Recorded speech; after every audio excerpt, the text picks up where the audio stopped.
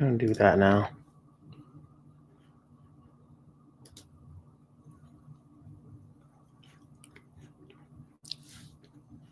Stupid.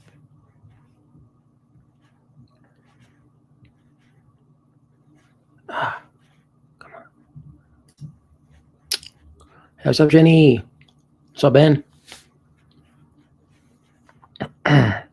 We are going through this footage here.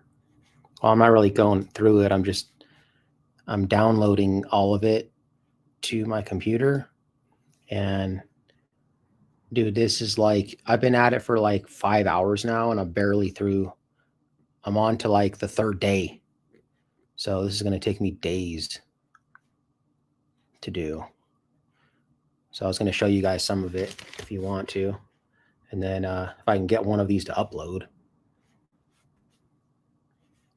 And I got some phone calls. I could play some phone calls too. I've never even heard them. So, I mean, I made the phone calls, but I've never listened to anything yet. I'm all going through all this stuff for the very first time.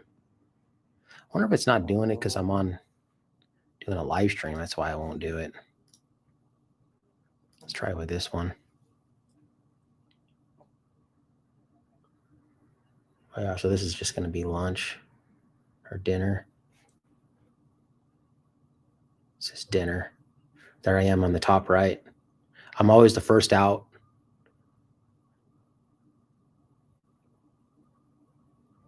Yeah, so this is dinner. I guess I could just download it like this because I have to. Got to convert it.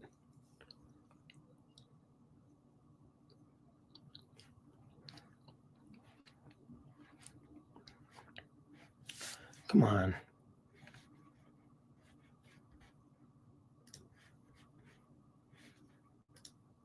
So that one is, oh shit. Is this it? It's 1729. So 13, 14, 15, 16. Yeah, it's 529. I don't know, military time. 529, dinner time, 529. So it's going to be this one.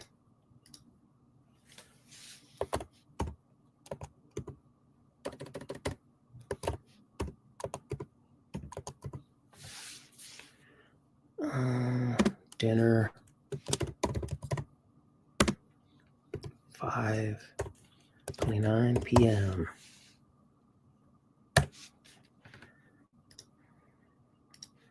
If I have to do it like this, I'm not going to do it this way. This is going to take forever this way. See, these are all the ones I already downloaded. Look, see how many? And this is just a fraction of, this is going to take so long to go through all this footage. This is going to be like, this is crazy, dude. So I'm on the 25th. I got there on the 22nd. So there's the 25th one. So I'm on the 8th one. 1, 2, 3, 4, 5, 6, 7, 8. This should just be tray return. If it doesn't play in Canva, I'm just not even going to mess with it anymore. So you keep saying uploading failed because it's too much of a pain in the butt. I think it might be maybe because I'm doing a live stream, it's like too much. So I might just have to scratch it because that's going to take way too long. I don't want to do it that other way, converting them all. Come on.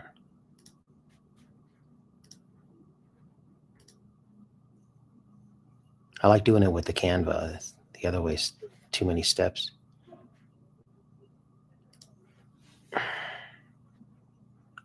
But what's up, guys? I could play some. Actually, I don't know if I could play those though. I don't think it would play the audio. But I'll show you guys like real quick. I'll show you. We'll do this one. Oh, man, this computer, dude. Okay, there he goes. So I have like these first ones. Dude, this one up here was crazy. I was just remembering this.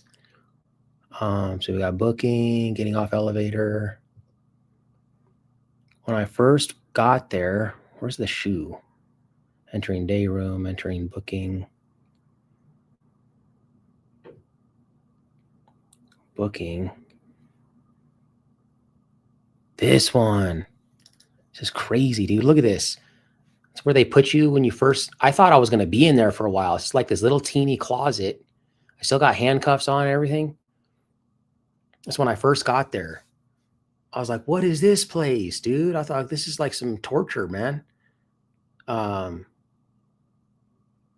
don't have anywhere to sit, nothing. It's literally like super claustrophobic. I mean, that's like the size of a closet, dude, for real. But I guess it's just where they put you in to like go into the other side. But I was like stressed out when I got in that room. I was like, dang, dude, what? I was like dressed all nice and stuff. I wear a whole suit, dude, because I knew I was going in. I was like, I'm gonna go in with style, you know what I mean? So, but then finally they see, I was like hard time it in there. Look, dude. I mean, think about it. Just being locked in there, dude, with nothing. Do you don't have like any reading material? You don't have like a phone. You don't have nothing, dude. Just like in a cage, dude. Literally, just with nothing, with your thoughts. And see how you pace like this. You know, like animals in the zoo, how they pace back and forth. It's because they're so bored and they're locked in a cage. Like inmates do this all the time. I did it for a long time. I always was pacing in my cell because you need something to do. You got to burn some energy.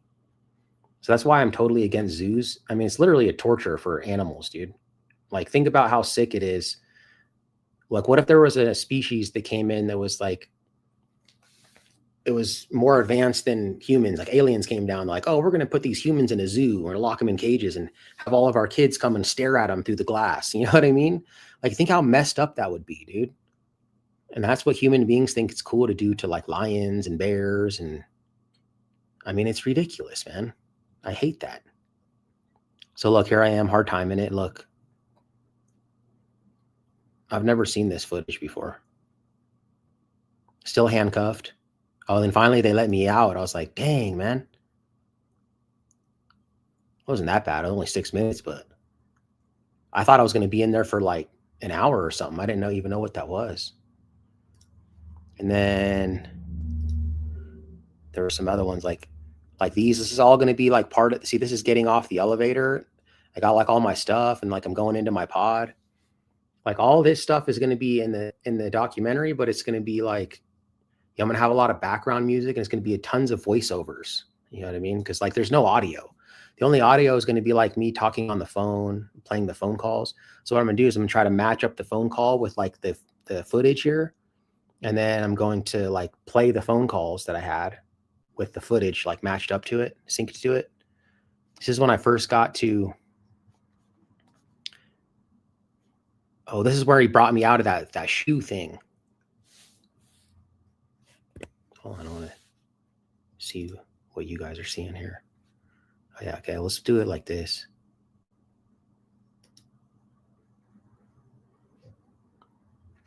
Okay, go back.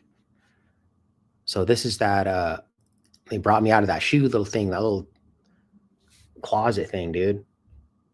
So I had to take off my shoes. They put me in the Bob Barkers. Those are called Bob Barkers because Bob Barker, his son was in prison. I think he's still in there, actually. He had a life, he had an elbow. And so he made all the stuff, like he made all the cups and all the stuff for the inmates called Bob Barker. So they gave me those.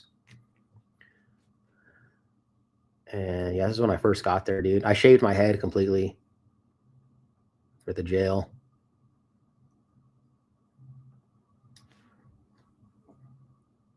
This guy was kind of a cocksucker, dude.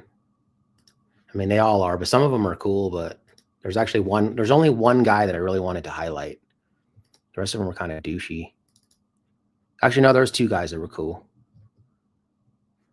And then let's see, like I'm only to the parts where I was just in like the intake pod. So like nothing cool's happening. And it's like just hard timing it. Like nothing really is cool because like I don't really have any friends. Everyone's just hard timing it in there when you first get there, and they're just like, on the phone constantly calling their people. And then once I got to the next pod, then everyone, that's where like it's more long-term living, you know what I mean? Like you get your commissary, you got some cars, then we're playing spades. Like it's more lively, you know what I'm saying? Like this stuff, right? This part, all these parts right here are just like hard timing, man. That's all this is. This is when I got in the elevator when I first got there, and you just get in there and they just take you up. So I'm gonna try to download one more. If it doesn't work, see, I'm on the 8th one. 1, 2, 3, 4, 5, 6, 7, 8. If it doesn't work still, it means it's not going to work. Yeah, it's not going to work while I'm live streaming, I guess. So, oh well. Just forget that. So what's up, guys? There's no one's saying hi really in the chat except for Ben. I know, that's what I was saying, dude. No one's talking.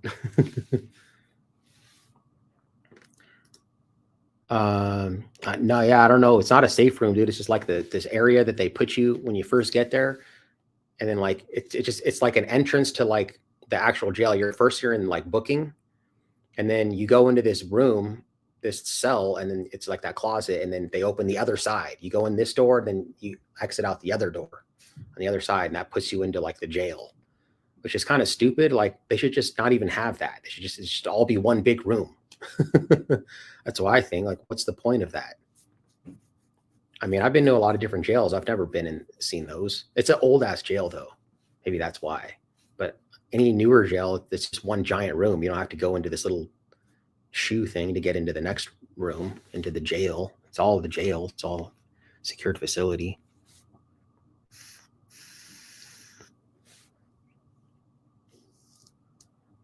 So I'm gonna try one more time.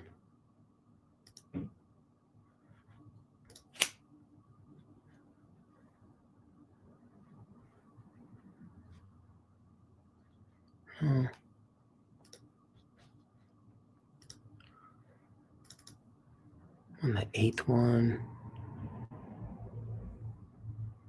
1, 2, 3, 4, 5, 6, 7, 8.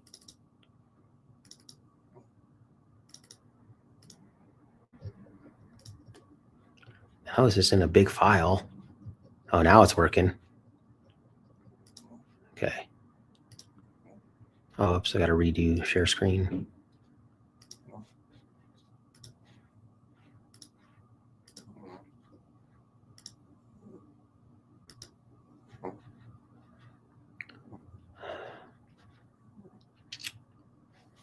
Come on. Okay, so now it's finally working. Yeah, so this is tray return, I think. Yeah, so we had to eat in our cells because it's like 24-hour or something. It's like, I don't know how many hour lockdown, but you're in your cell. You're only supposed to be out 5 hours, and a lot of times we only got 3 hours out. So this is just tray return for dinner. Or let's see, 13, 14, 15, 16, 17. Yeah, so it's 5:46.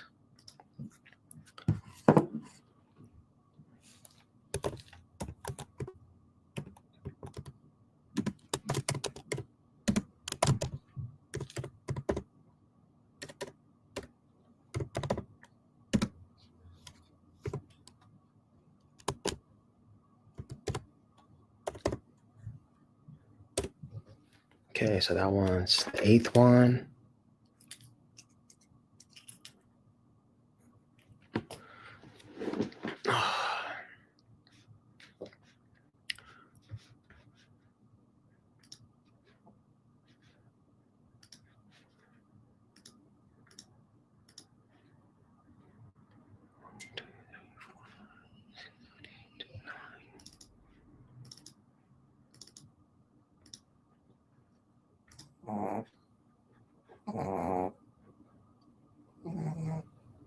Maybe he's back there snoring.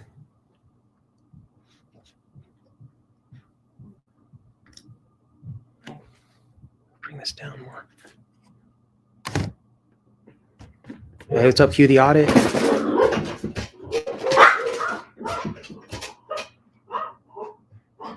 We're downloading the jail footage right now.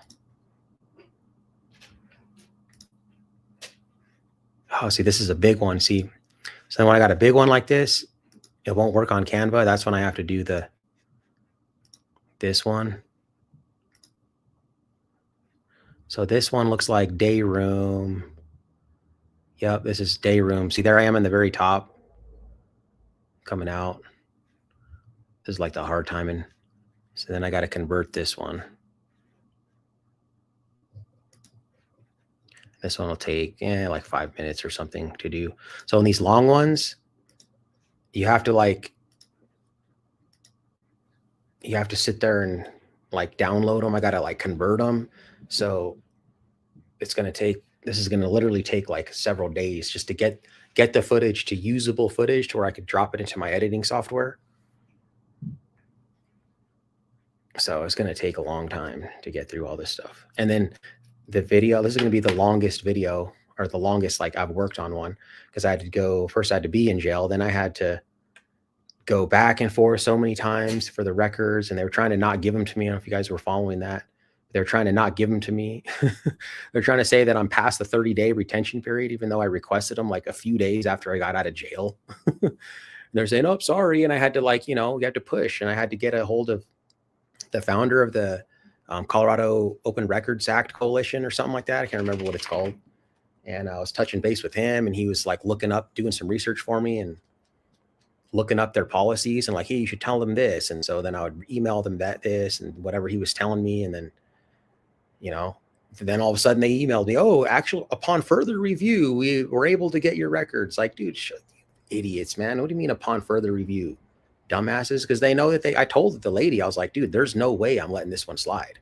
It's like, if I have to go file in district court, I will spend thousands of dollars and we'll go to court, dude. You guys aren't going to keep these records from me with some bullshit that I'm past the 30-day retention period when I requested them like 3 days after I got out of jail. Dude, it's stupid. And so I think she forwarded that, and they're like, yeah, just give it to them. And they were super nice to me. Every time I went in there, I asked them for their name, full name, they'd give it to me, no problems. So they know, and because they knew that I told them this is going to be in the documentary too. And I might put the part in just where they were trying to not give me the records and be stupid, put a couple emails in there, but I'm not going to like put them in because they were nice. You know what I mean? So they probably didn't want to be part of the documentary. So that's why they were super nice. And they would, if I asked them for their name, they wouldn't like give me a hard time about it. They just give me their full name and everything. So what's up, Aussie? So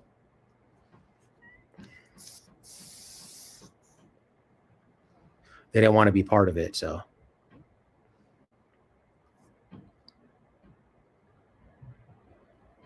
oh shit, I still gotta mail that book. Cue the audit.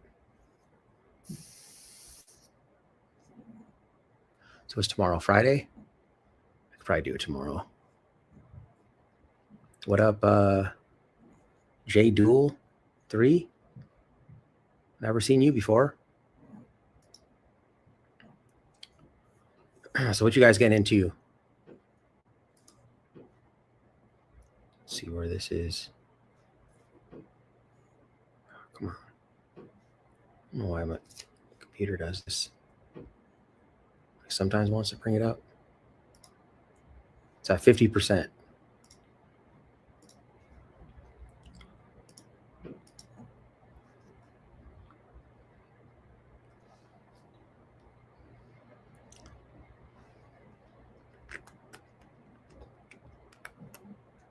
So I'm over here in the living room now. I had to loaf peed over there. I got my little cloth that hangs on my desk there, and then it hangs down right on where he pees, his corner. So I smelled pee over there, and I was like, dang it, the guy peed. I needed to clean that cloth anyways that my computer sits on the desk. And so I had to take everything off the desk, and I moved it over here. But it's been kind of nice. I like actually hanging out over here. Then I just got my music playing on the TV over here. Oh, you changed your name? What did it used to be?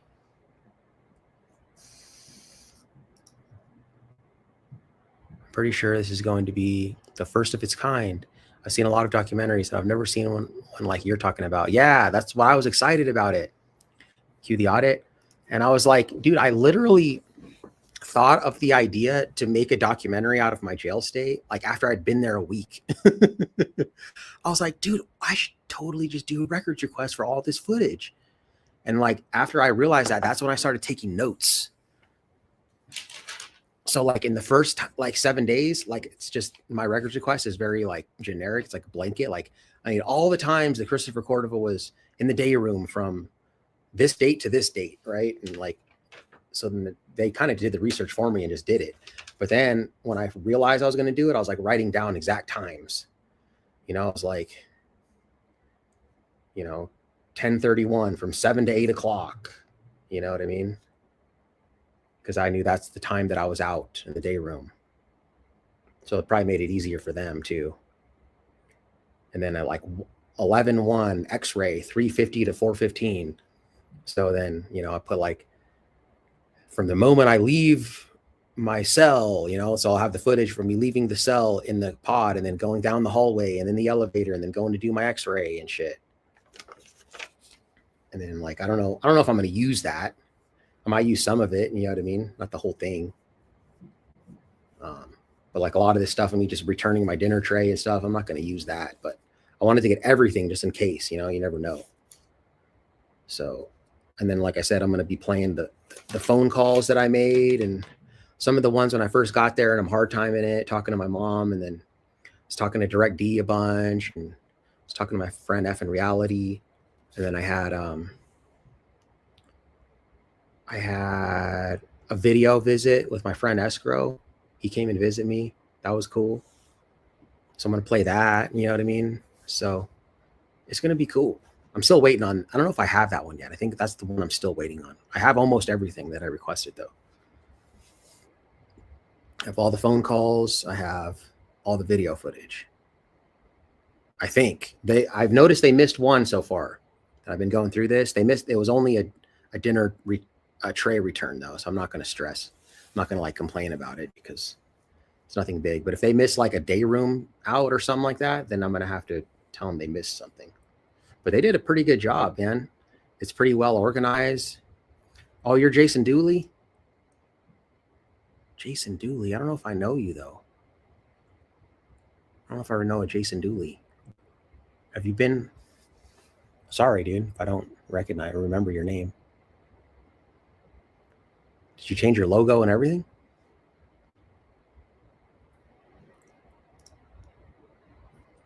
So let's see where we're at. Should be getting close to being done by now. Come on. See, would you put your mouse like down in the bottom? It's supposed to bring this up.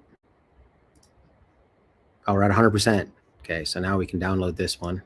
Or it's downloaded. We can transfer it. So this one is, hold on, I got to figure out what time. It's at 19:13. So it's 7:13 p.m. That's the day room.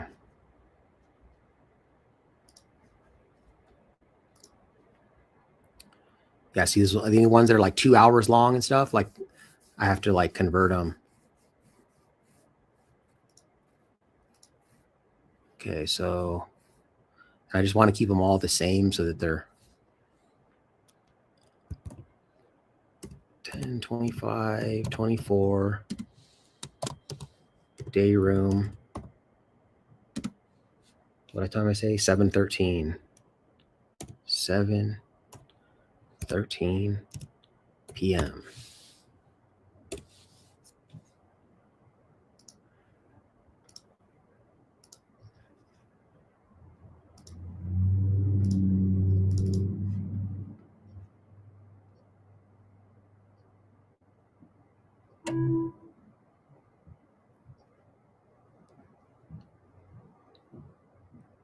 Dang, where did that one go?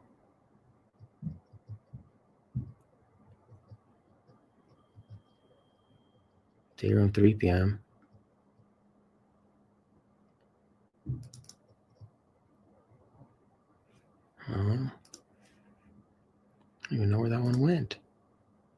This one says 6 p.m.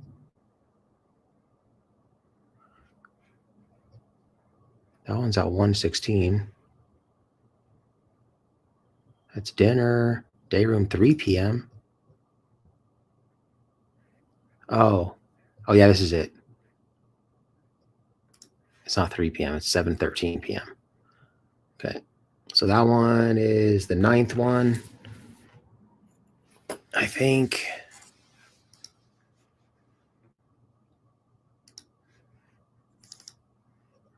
So 1, 2, 3, 4, 5, 6, 7, 8, 9. Just to make sure. Don't want to skip any. Yeah, 1913.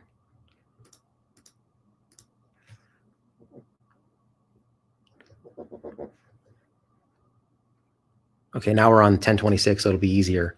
Now we're on the next day. It's the first one. It's usually they're just breakfast for the first one.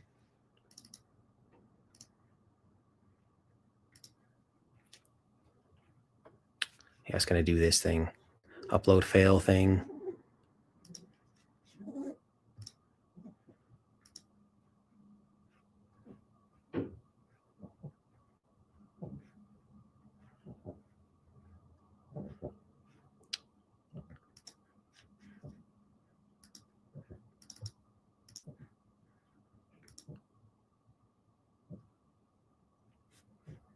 Come on, man. Canva does this a lot too, like fails all the time. It's annoying.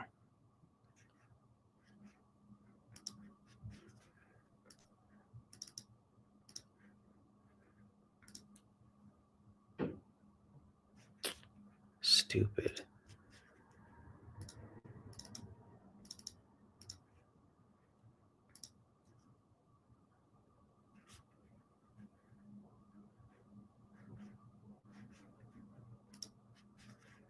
See what I have to deal with.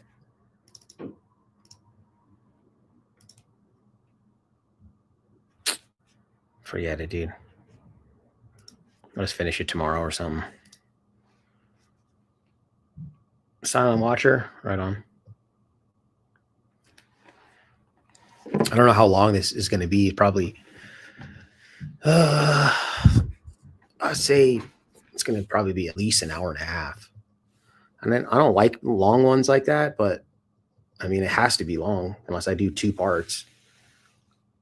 I don't know. We'll see. We'll see how many good parts I have. Maybe I won't put everything in there, but so what I'm going to do, I'm kind of having it in my head how I'm going to do this. So I'm going to do a little, like the first 1 minute, 1 or 2 minutes of the live stream I did with my mom right before I went to jail. And I kind of have how I'm going to do it. It's going to go, I don't want to say too much, but then I'm going to jump into my speech that I said, because I got that. I didn't even listen to that yet. It's not a speech. I guess it's what the stuff that I said after I got sentenced or right before I got sentenced to the judge. Little thing. All the trolls are saying DMA says he's the next Rosa Parks and all that stuff. I never said that, dude. I'm going to play what I actually said. I said that, that it's okay for good people to break bad laws, and that, engaging in civil disobedience is the most American thing you can do. And that one time Rosa Parks was considered a troublemaker, and now she's regarded a hero. That's what I said. I didn't say I'm the next Rosa Parks. The trolls just run with stuff and say a bunch of crap that's not true. I remember people in the comments, you think you're the next Rosa Parks, all of that. You idiot. Have you ever heard of someone referring to records as recording? Recording? I'm recording. Not like a country bumpkin. It's like a down south kind of thing. Don't mess with me while I'm recording.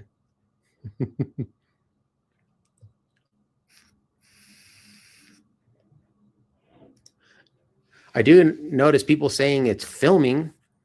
I'm allowed to film here. I never tried to say that. I don't know if I've ever said it, but I always say recording because, I mean, everyone says film still, right? But I mean, film hasn't been used in a long time. And I watched an audit years and years ago, way before I had a channel. And somebody was saying, "Oh, you can't film here," and he was like, "Film hadn't been used in like 20 years. What are you talking about, film?" No, that's what made me think like, oh, I shouldn't say film. I don't even know who did that audit. But so now I always say recording, not film. Are you, Caddy, are you from down south, bro? Good to see you, man, by the way. I'm assuming you're a guy. I've made that mistake sometimes. I think it's a guy. 90% of my viewers are guys, so.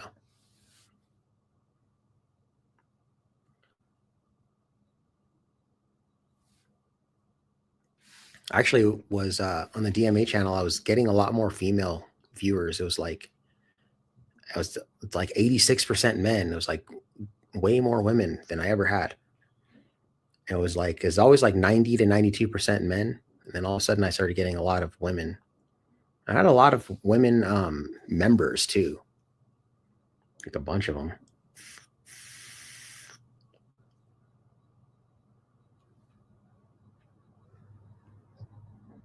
Let's see. Let's see if I can. See, I'll show you guys.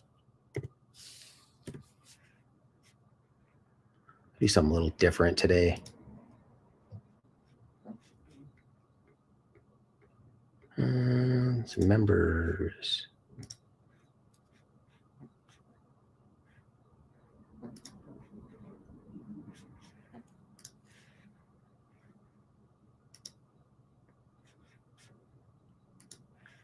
So here's the members here. Daniel, see, Jenny's here. She's been a member for 7 months. You guys know Sweet Tea, right? See, this logo right here, it's like when you first start, have all the different logos for different months that you've been there. So the 7-month one is the one with me and AFA. Bear, you guys know him. Project Constitution. This is Chili's old editor. I work with him a little bit now. There's F in Reality, my friend. We got our channel, DMFNA Pranks. Karen Oaks Branch. Crofty. Crofty's the one that I thought was, you guys know L Croft. I thought she was a dude. I was like, what's for like months, dude, or maybe like a year or something. Because she's been watching the DMA channel since I very first started. I was like, oh, what's up, bro? Because I didn't know what L Croft, it's like the Tomb Raider thing. I didn't know that. I don't really know games or anything.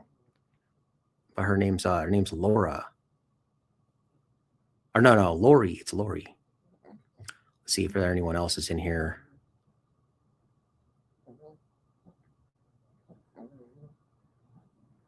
Shout out to the members. No, that's it. Just Jenny was the only one that I saw in here. My members are way down. The most I had was like 113, down to 56, which I get it. I'm not really dropping any new content on this channel, so this channel is pretty much dead. As soon as I get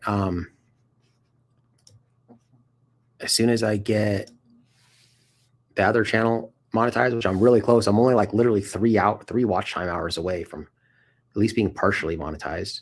And then I need another 1,000 for the full monetization. And it's just all the members can just cancel their membership on the DMA and just move it over. Yo, what's up? Show Slip Your Punches. Did you get my email? Are you going to be over there? Are you going to do virtual for the court? Oh, you're a guy? Okay, cool.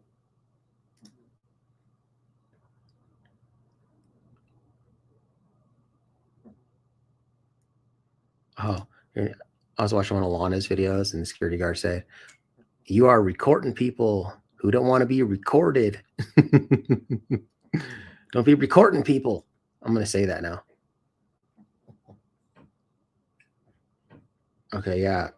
I just asked you if you're going to be attending his court virtually.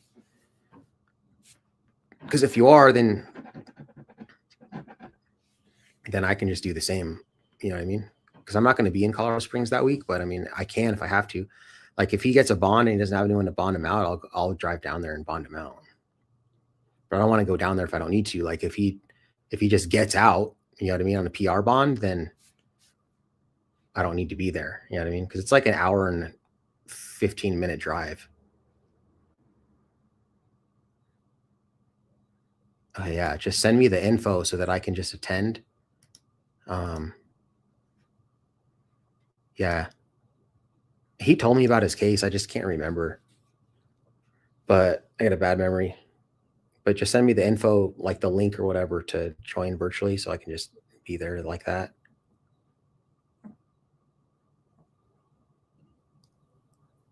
And then if he gets a bond, hopefully if it's not too much, if it's like 500, he's good. But if it's like a lot more than that, then we'll have to do a fundraiser for him. What's up, Tony? What's good with you, bro?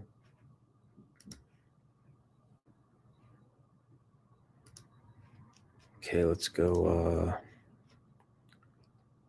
Let's exit out of this completely. Let's see if it'll work now. Come on. Damn thing. See, so this one got to open with Canva. No, still failing. I think it's probably because I'm just doing a live stream. It's like too much. I have like the fastest internet connection that you can get. Oh, he's funny.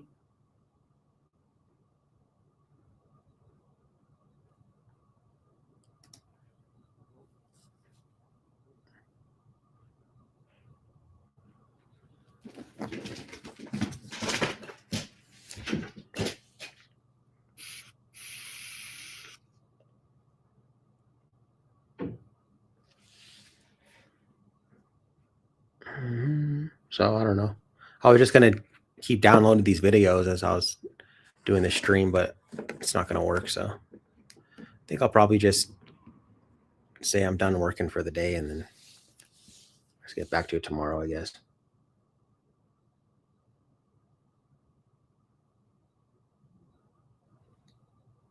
Dogs went outside.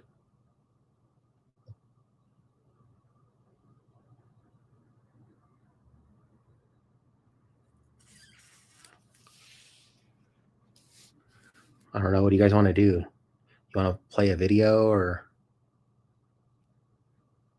he's got a video you want me to play, or a topic? What's a good topic? Let's do let's play truth or dare, but without the dare. So just ask me any question. But then if you ask me a question, then I get to ask you one too, and you have to answer it.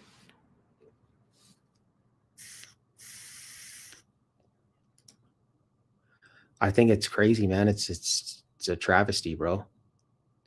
Harry Mack was one of the ones that got his whole house burned down, dude. He lost everything. You guys know Harry Mack? I was playing some of his videos yesterday.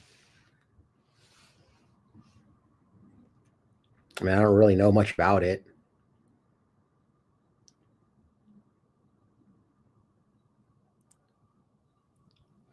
Do I think it's deliberate?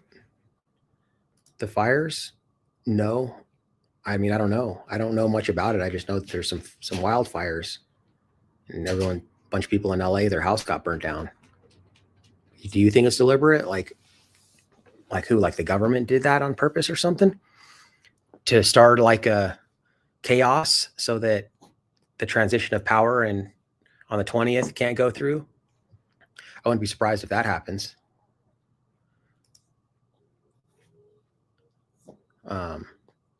You know, they're saying there's all kinds of these UFO sightings right now. And I even saw UFOs. It was on New Year's Eve. Was it New Year's Eve? Or was it Christmas Eve? No, it wasn't. Oh, it was New Year's Eve. Yeah, I was driving to Colorado Springs to Sweet Cheese House, and I kept seeing these orbs. And I was like, I just thought it was like, you know, because it was what's it called? It was New Year's Eve. So I thought maybe it was like, they do the little light thing to show you where like the party is. But then I went there and she was telling me about all these UFOs. And I was like, oh, maybe that's what that was, because I was really not like downtown where all the bars were. I was just like in the boonies. So I was like, maybe that's what that was. I guess they're seeing them all over the place. But I wouldn't be surprised. Like I've heard that if there's ever an alien invasion, that it's not really an alien invasion. It's the United States government pretending that it's an invasion, but it's really them. You know what I mean? Because they reverse engineered all of those aircraft they found in Roswell. So they have like flying saucers and stuff. They have more than just, stealth bombers and F-18s. What's up, Wicked? What's up, Walking Dead? Walking Dead man?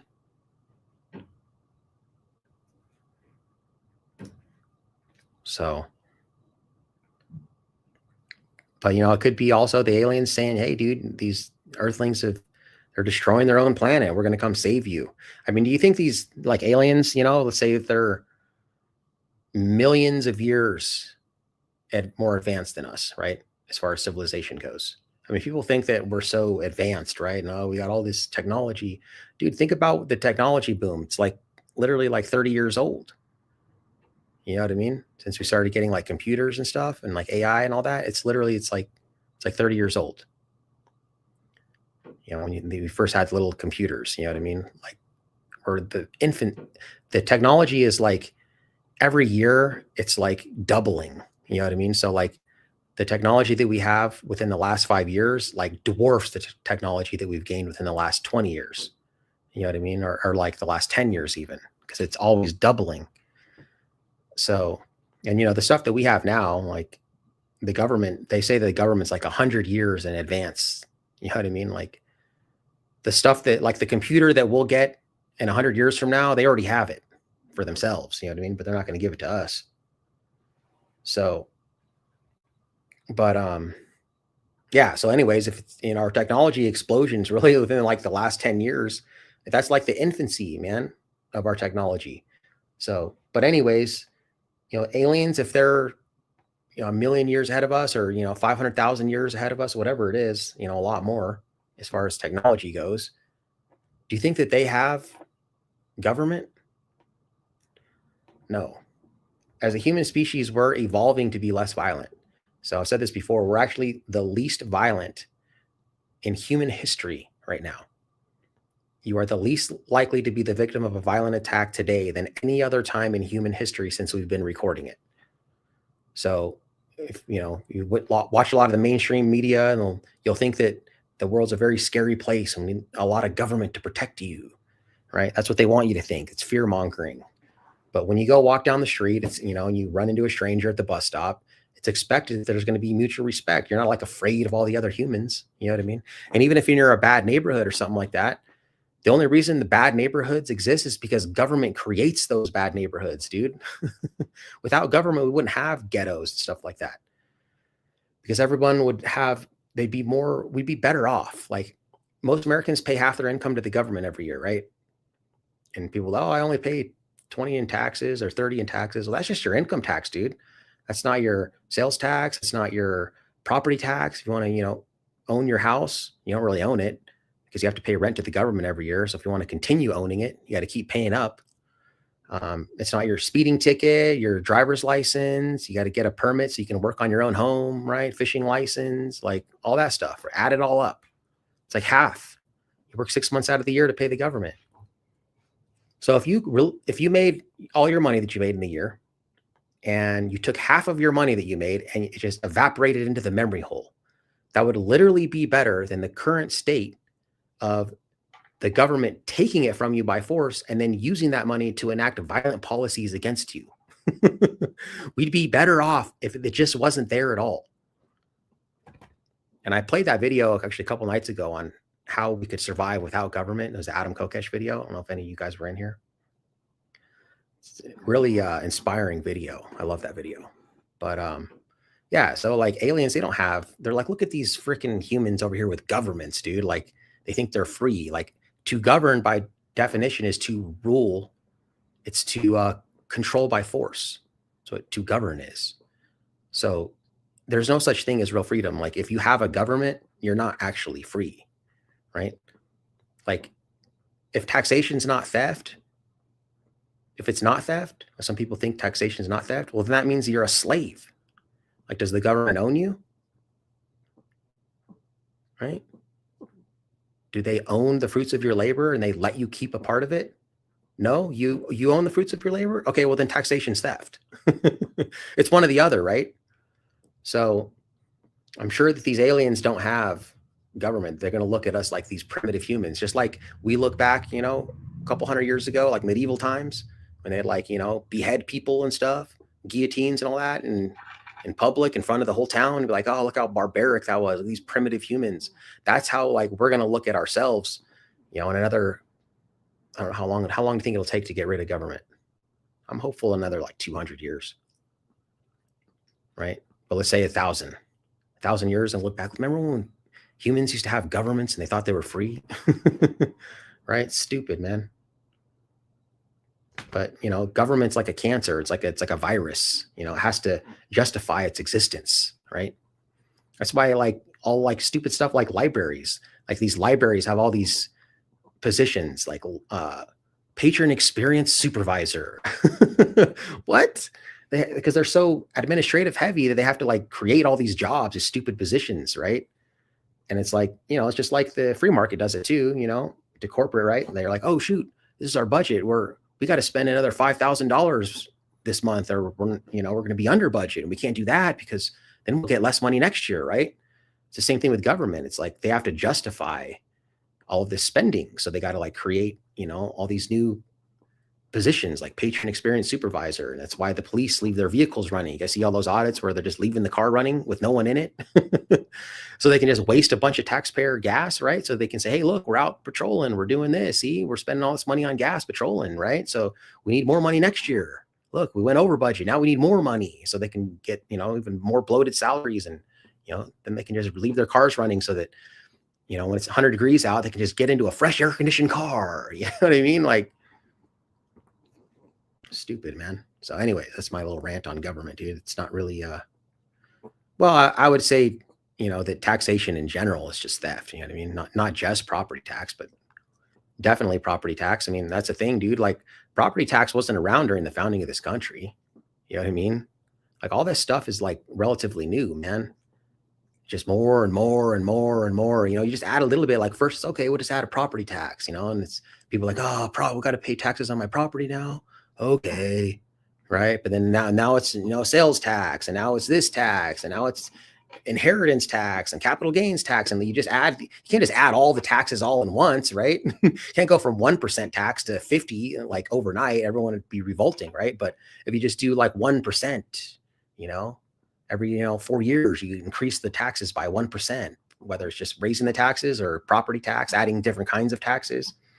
No one really notices, right? And then all of a sudden, we're 250 years in since the founding of this country, and here we are paying half our income to the government, dude, and people still think they're free, right? And people are still thanking the troops for protecting our freedom, right? Like, I don't get that. You guys know my position on the military, It's like, dude, how can you support anything that has to do with the government, man? I just don't understand. It's just super brainwashing, indoctrination, dude. Like they do, it's a government school that you send your kids to, and I pledge allegiance to the flag. Like they start as young kids, words. I pledge allegiance to the flag of the United States of America. Like, dude, fuck that, man. They turn people into brainwashed sheep, dude, being like, members of collectives and stuff, instead of an alpha of their own life. And, we pledge to the United States and patriotism and, all this stuff, dude, so that you can just blindly accept that, you have to give all this money to the government every year. Like during the founding of this country, it was fought over like a 1% increase in tax, right? Like what if that was the founding fathers? What if that was their pitch, right? What if like Thomas Jefferson and George Washington, they were like, hey guys, we're going to make the United States of America. And, what we're going to do is you're going to have to, from now on, you're going to have to pay us for permission to hunt and to fish and to collect rainwater And like your property that you own, you're gonna have to pay us money every year for that. Your horse and carriage, you're gonna have to pay us to register those, right? And you're gonna have to pay for permission to drive your horse and carriage too. It's gonna be called the driver's license. And then all the money that you earn, we're just gonna take like 30% off top before you even get it. Okay. If you die, all the money that you've already paid taxes on that you saved to give to your children when you die, when you give it to your children, they're going to have to pay more tax on all that already taxed money. Okay. Like, what do you think everyone would have said? They'd be like, oh, yeah, let's secede, United States of America. Yeah. Nah, man. Right. They'd be like, oh, fuck that. I'm cool. Yeah. Good for you for doing that. Because public schools, here's the thing about government ran schools is that's the reason why they don't teach civics in school anymore, because the government's not going to teach you how to revolt against your own government, right? They don't want you to know your rights. They want you to just be dumb. That's how you can tell it's corruption, man, because the Constitution, as you know, was created to put the government in check, to put limits on the government. So when they stop teaching civics in school, isn't that a red flag, right? They don't want you to know that you have the power, right? And, you know, government schools, what they teach you is that obedience is rewarded, right? And that, you know, that memorization of facts is what makes you smart, you know? But like really school is a scam, dude. Like even college is a scam unless you're going to be like a doctor or a lawyer. And then of course you have to go to college. But like higher learning, all these people that get these stupid degrees, most of the time they don't even use their degree in their job that they're in. Like I could have just not done that at all and then just went and had on the job training and learned how to do this. You know what I mean? Like a lot of that stuff, dude, like marketing, all these social degrees that people get, all that stuff can just be learned. You know what I mean? I don't think you have to have a degree. And people get, you know, $100,000 in debt or something like that when they're, you know, 23 years old, they graduated. And then, you know, it takes most people about 20 years to pay off their student loans. Right. And they get a job making, you know, I don't know what they make nowadays, straight out of college, you know, like 60,000 or something. It's not like you're balling out of control. But, you know, if you're 18 and you start a landscaping business and you're just mowing lawns, you know what I mean? And you do that for a year and then you get enough clientele that now you can get a truck. You know what I mean? You got a truck, you got another truck, you got 2 trucks now, and you hire an employee. Now you got 2 guys going out, right? And then the 3rd year, now you got, you know, 3 trucks. And by the 4th year, and you got 4 trucks, man. You know what I'm saying? Now you got like some serious flow coming in. Now you're making, you know, 120 racks a year, bro, with no debt or very minimal debt, right? Because I mean, you could just go buy a lawnmower, dude, and start from scratch. You know what I mean? And then save the money, and then you get a, you know, a second truck, all that. So then you're 23 years old, or 22 years old, actually, and you're making 120 racks a year, being an entrepreneur, you know, with your landscaping business with no debt, right? See the difference? And but then these people, oh, you got to go to college to be successful. So then people go to school for 4 years, and they're like, you know, 80 racks in debt, and they get a job making 60,000 a year. And, you know, and then they're in debt for the next 20 years so they can pay off their student loans because of all the interest and stuff. So college is a scam too, man. School is a scam, dude.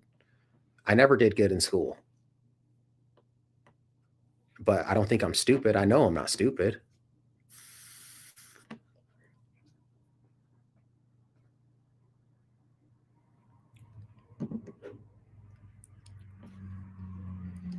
You guys want to see Minnie?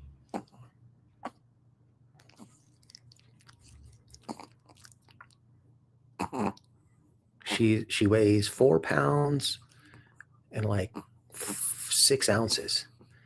She might be more now because I've been giving them bacon and stuff, bacon and sausage. They've been eating good. We're giving them eggs though, but like I'm trying to eat high protein, and so they just eat what I eat. And sometimes I just don't have time to feel like cooking for them because usually I'll cook them brown rice and that takes forever. And then I'll ground up some hamburger. They like that. But after like 2 days, they can't eat the same thing more than 2 days. By the 3rd day, sometimes if I have 3 days worth of food for them, if it's like ground beef and brown rice, like they kind of like shun it on the 3rd day. They're spoiled. They don't like it. Right. So then I got to switch it to chicken. And then Chipotle, they love Chipotle, but only for the 1st day, they really love it. And then the 2nd day, you know, they like it. But if I have 3rd day Chipotle, They don't even want it. They're like, they'll just sit there and look at it, and they'll eat it eventually, but they're spoiled. And Loaf's over there. He's got his he's just laying like that. He's funny too. Loaf is like he's the boss, dude. His personality is like, I'm the boss. He walks around like so confident, you know what I mean? He's like so confident of a dog. Ugh.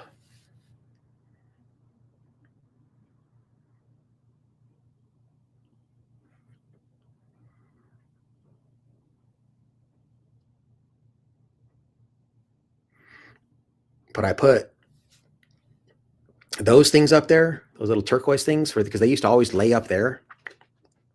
And I put this blanket on the couch, this blue one, so that way, like, because they're always on here, so they're not dirtying up the couch, because this couch is white. And so I put the blanket on, but then they would always go up there, but they would always mess up the blanket because they like to like burrow, you know what I mean? To like make their nest or whatever. And so I put those up there because they like those. My mom said they like those. When my mom had the dogs for a minute, I'll see it does a little thumbs up thing. And so I put those up there, but now they don't lay on those because I got these blankets too. And these are super soft ones. I just put them on here, and now that's their spot. Now they like to lay on these.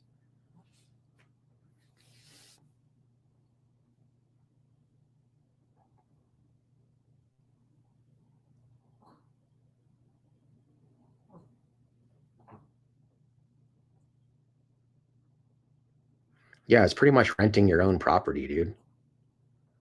I mean, what is it called? There's like a certain type of title that you can get. It starts with an A, it's not like Apollo, a pellet or not a pellet, something like that, something title. And then you can actually own stuff.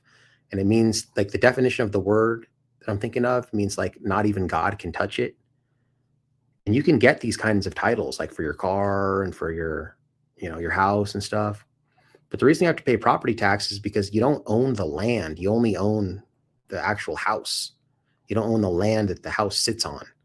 So that's how they get you. That's why you have to homestead. And then you can like make your own country, dude, on your homestead, dude.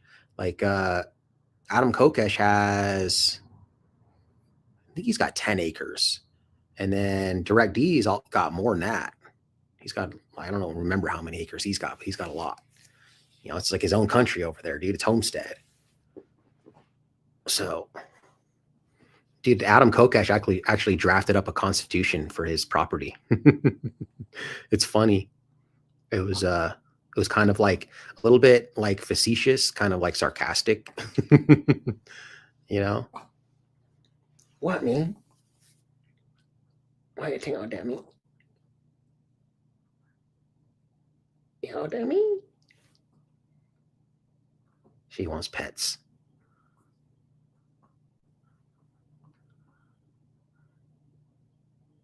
You want to pet me? She's a licker dog, dude. She'll lick forever. But luckily, her tongue's so little, like it doesn't really bother me. Like it's not like gross, but she'll like sit there. Sometimes she gets, I think she does it because it's like a soothing thing. It's like a binky, like a toddler, like a baby with a binky. It's like soothing for them. I think that's why she does it. But she does it on specific times too. Like at night, we have our routine, we go to bed. They know when I turn off the TV and stuff, it's time for bed. And I say, I talk to them, my baby talk. I say, time go see, guys. It's like sleep, time go see. And then I turn the lights off and they go in there. And then Minnie's always the first up to come and cuddle. She comes, says goodnight. And then she'll come right up next to me and like I hold her and cuddle her. And then she'll sit there and lick my hand for like ever. She'll try to lick my face. I'll let her for a little bit, but not too much. And then she'll go down to the foot to the sleep. And Loaf usually doesn't. Sometimes he'll come up and say goodnight to me, but not every night. Maybe like half the time. And they sleep on the foot, for they like it over there in the foot, I guess. Sometimes Minnie will sleep next to me, but not every night. And not for the whole night. Mommy, you want me to hold you, me?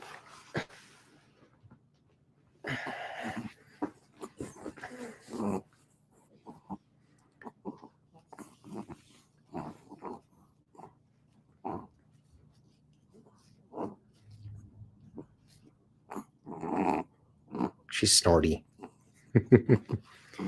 She's loud. Like she's a loud sleeper too. Like she'll snore, and she like does like those snorty things a lot, and she's loud.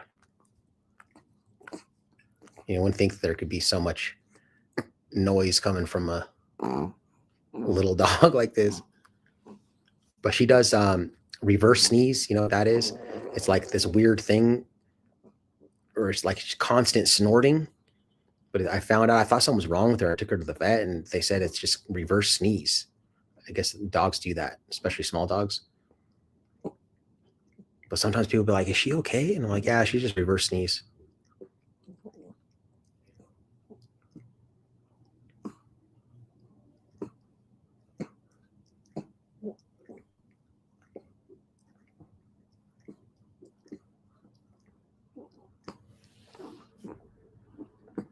Land of the free, home of the slave.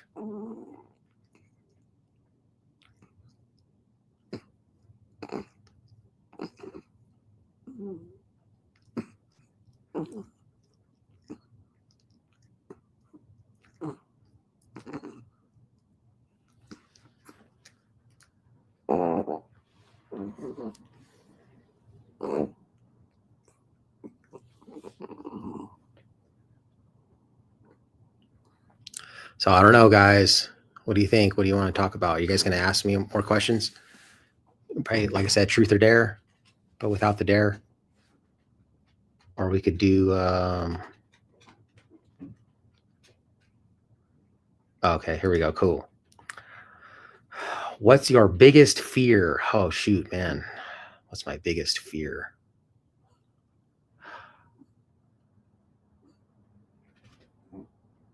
I don't know. I don't like to think about fears because then you manifest them. But let me think, see I don't know. What is my biggest fear? I don't even know.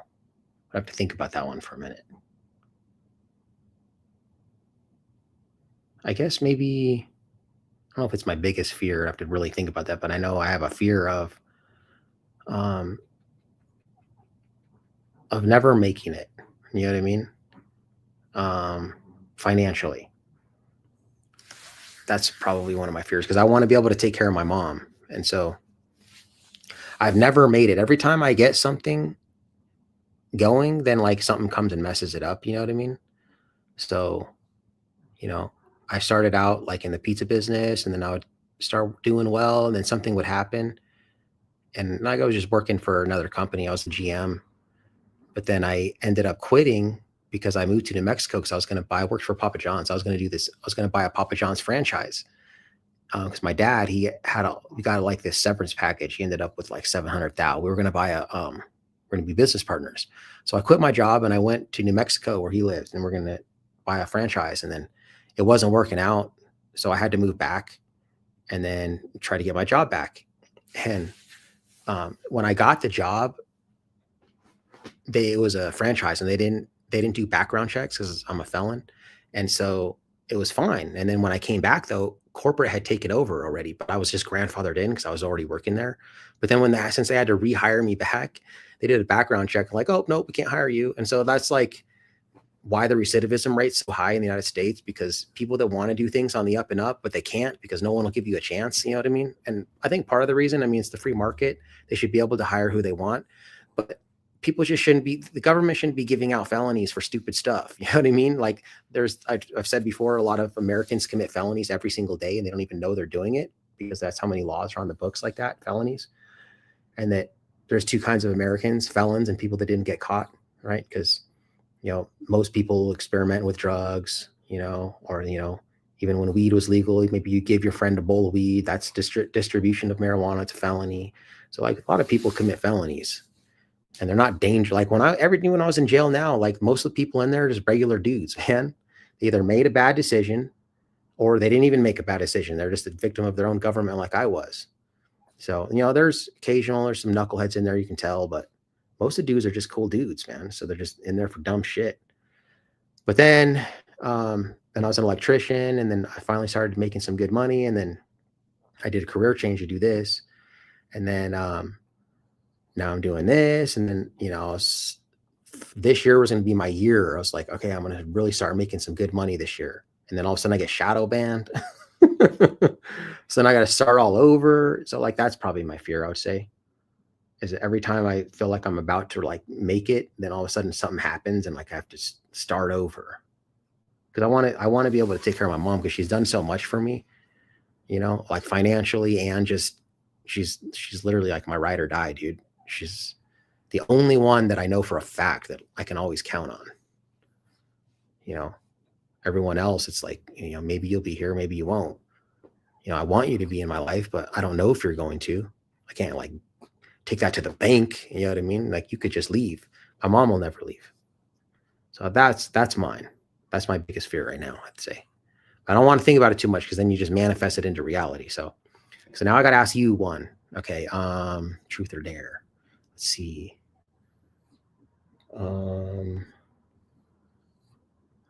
Well, give me a minute. I'm to think of something crazy to ask you. What, man? I can't hold you the whole time, man. Come here. You want me to hold you or not? See, if I start going with the mouse, then she thinks I'm not petting her enough. Oh, let's see. I can't ask you the same question because that's stupid. How about what's your most embarrassing moment?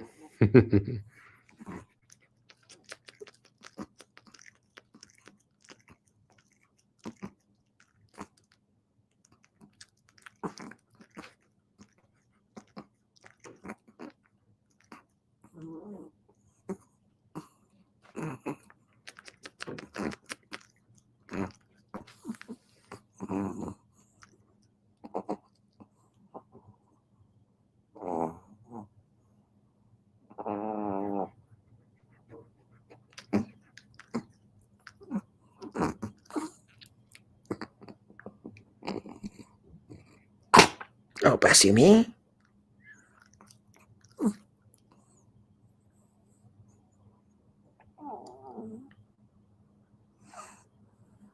Anyone else? There's 9 people in here. You ask me something.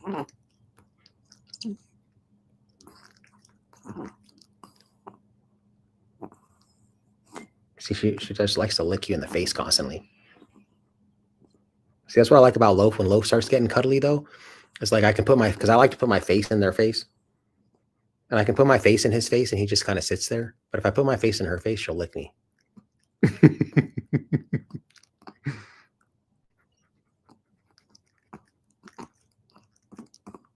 What's my biggest regret? Let's put this one on here. My biggest regret. Oh, shoot, man. I got a lot of them.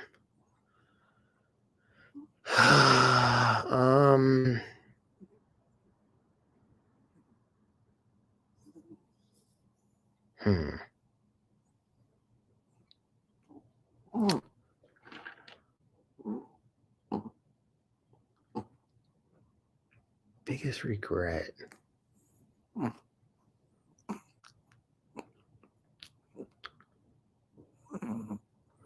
I'd say one is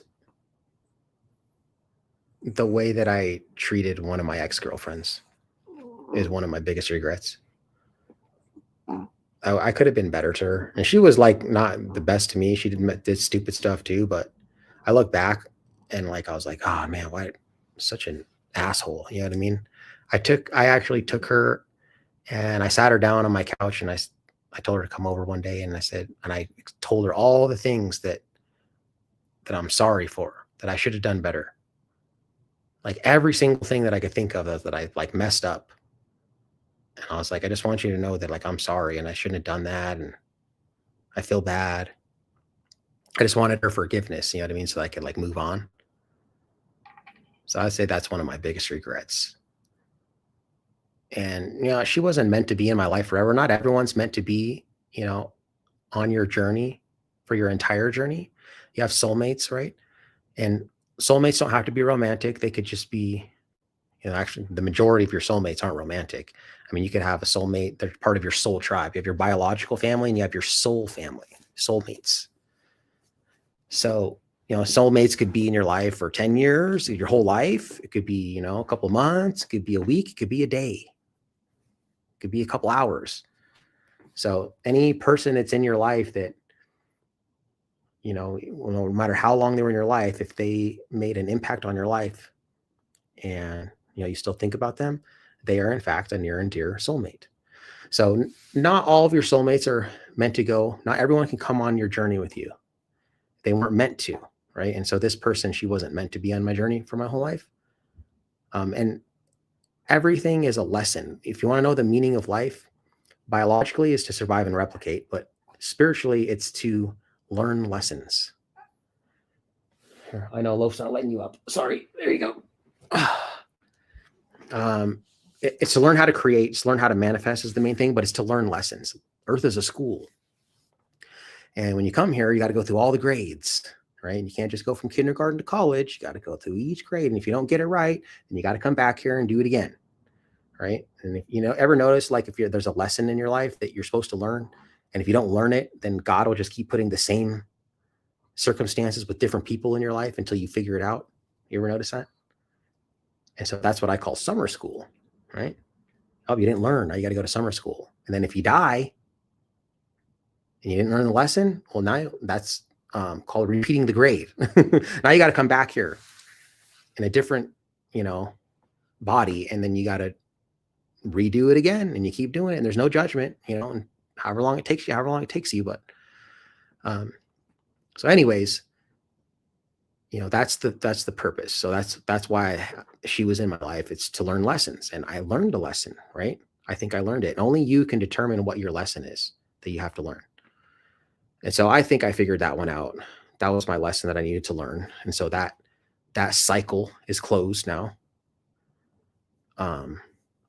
So that's one of my regrets, but I was supposed to go through that though, right? Your soul knows what it's doing. Down to the very last detail. You know what I mean? Your higher self, trust me. And I don't think God makes mistakes. Do you? Right? So puts people in your life for a specific reason. You learn those lessons, and as long as you learn the lesson, it's all good. Okay, she says, oh, that's easy. I was on a date at a movie theater and I excused myself to use the restroom and walked directly into a wall.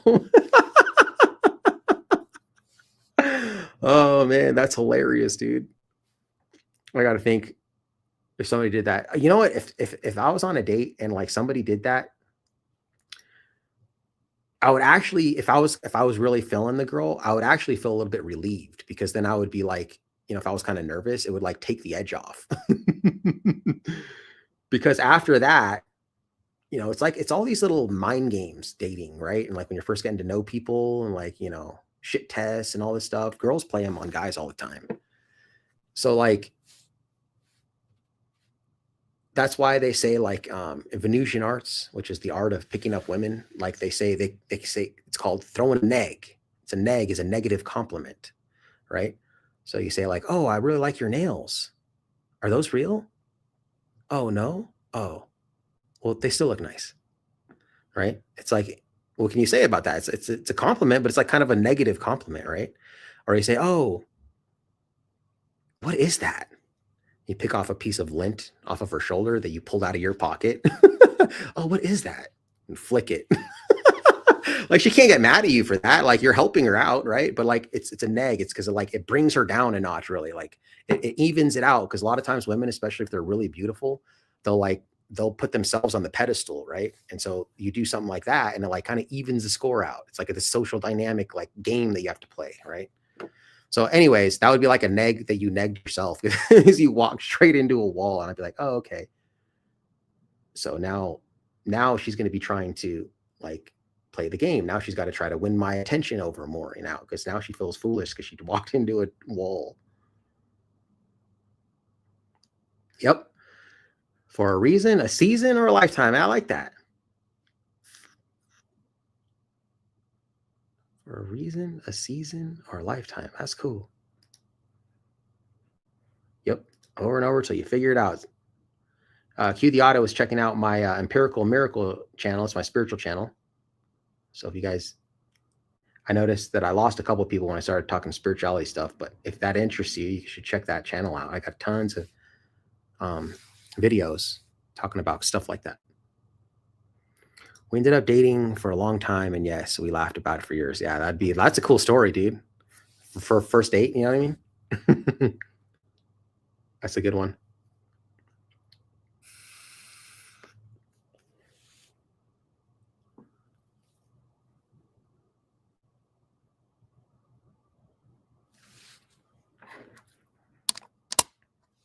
I got this new guy that cut my hair, and I think he did.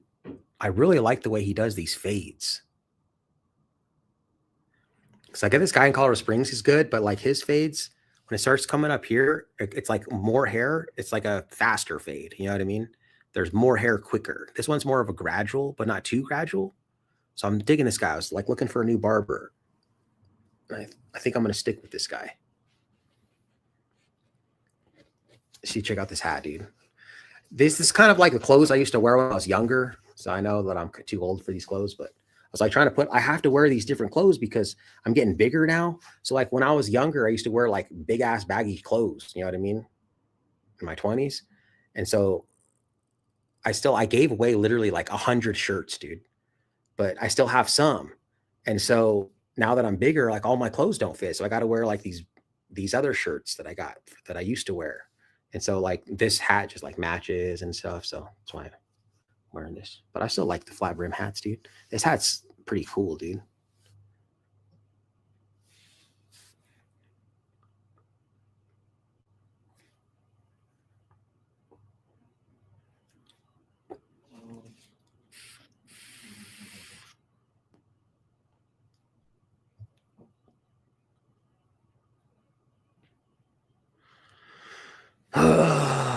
Yep. I think I'm going to be selling the condo soon, guys.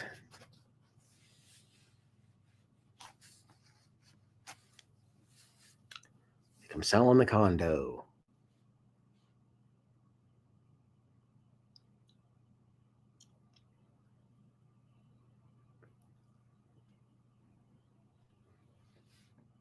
All right. Anyone else? Any other questions?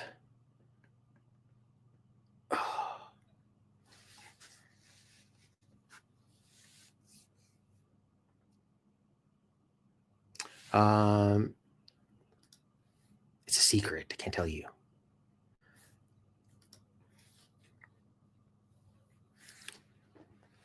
I don't want to tell you because then I'll jinx it. So I'll tell you when everything goes down. Then I'll tell you. I'll make an announcement.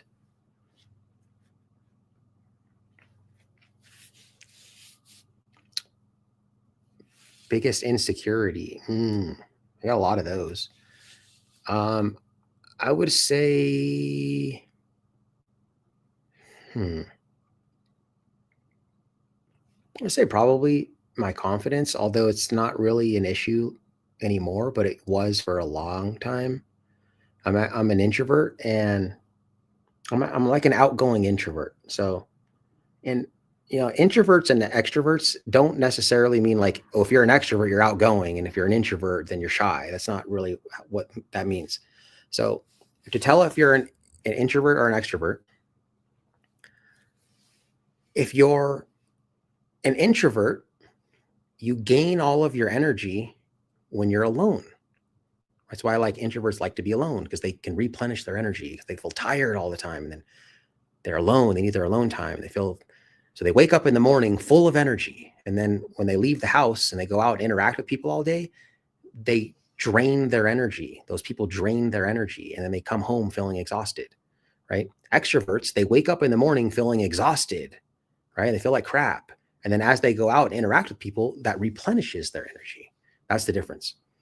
So, but yeah, I was always like really shy, especially when I was a kid. And then as a teenager, it was bad. And then I ended up having to be on Paxil, and then that helped me a lot. But then I just kind of cured myself as I got older. But I would say that's not really my insecurity anymore. I guess since I kind of got over that one. I would say probably my size. So I'm small. I don't like being small. I wish I was bigger. I wish I was like About 3 inches taller would be good. It was like 5'10". Sometimes, I don't know, I guess it's like an ego thing. It's probably my insecurity. I got bunches, dude. My hair, my receding hairline, you know. I had tons of insecurities. My penis is really small. Just kidding. Biggest life-changing experience. Oh, dude, that's definitely the DMA channel, dude, for sure. That's life-changing, completely life-altering experience for me. And one thing that I'll tell you guys, if I can give you any advice, is that if you want something you've never had, you have to be willing to do something you've never done. And sometimes when life gets so shitty, you just hate your life so bad that you'll do anything to change it. And that's kind of what happened with me in the DMA channel. I had to do something else. I wasn't going to go back to work as an electrician. I didn't like it. And they take the thing where, like, okay, if you live less than a mile from your job, you'll walk there. But if it's, a mile and a quarter, you'll drive, right? But it's like hardly any much of a difference, right? So same thing with, like, if you live in an apartment, right? And it's not really that great, it's 4 walls, and but it's just kind of like a fixer uppers, and needs to be updated, it's not that great or whatever. But it's okay. Then you'll just fall in contentness, right? And you'll just accept it, and you'll just stay there, right? But if there's like mold all over the place, right, and it was like super disgusting, you had like rats running around or something like that, it'd be so bad, you'd be like, oh, fuck this, I gotta leave, right? And you get up and you'd force you to leave. So sometimes when stuff's worse is when you grow. You always grow when you're uncomfortable, right? So like a crab, it grows, it gets uncomfortable, and so it sheds its shell, and then it goes and finds another shell, right? But if it never got uncomfortable, it would never shed its shell and grow, right? So the same thing, all the growth happens during the pain. So that was my life-changing experience, where I just got so fed up with my life that I was like, I'm risking it, dude. If you look at successful people, CEOs, any entrepreneur, they all take risks, right? People that don't take risks, play it safe, they never end up being successful. They might be mediocre, but mediocrity is not for me. So you have to take risks. If you take the testosterone levels of CEOs versus just like the average guy, CEOs have higher testosterone levels, right?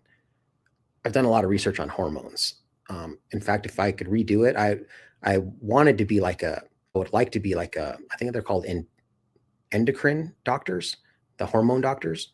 I've done a lot of research on like estrogen, testosterone, DHT. I'm just fascinated with that stuff and how it like affects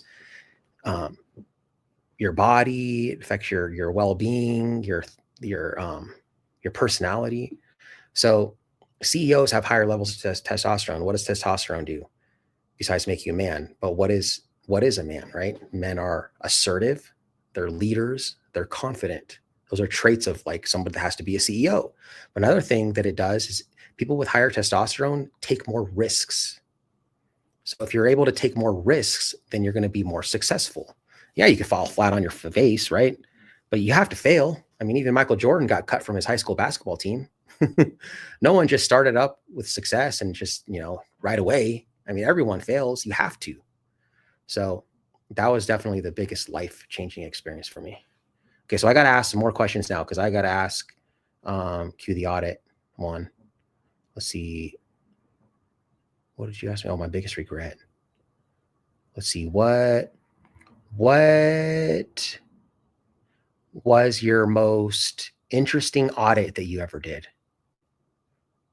And then Nick Johnson, I'll say, I gotta say, she'll slip your punches one.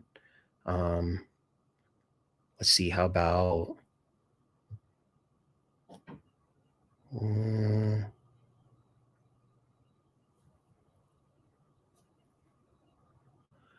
If you could start over your entire life knowing what you know now, what would you do differently? And Nick Johnson, I'll go with let's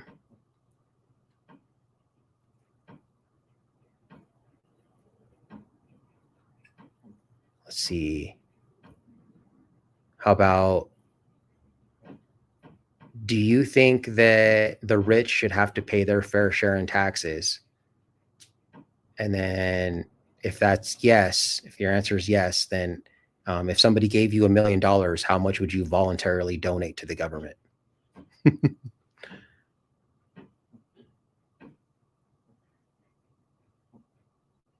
Oh yeah, for sure, man. Thanks for asking a cool question like that, dude. But it makes sense considering how much of your time, energy, and identity are wrapped up in your passion to do what you've done on the DMA channel. Thanks, man.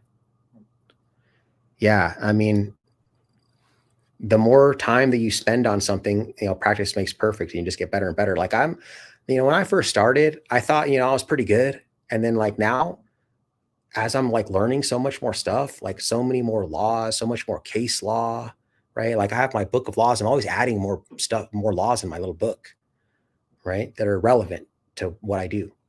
And I'm like, man, sometimes I'll like watch an old ass audit when I'm doing a compilation. I'll be like, oh, dude, I should have said this law, or I should have done this. Like understand process now when it comes to requesting records, public records. You know what I mean? I understand a lot more stuff that I didn't understand back then.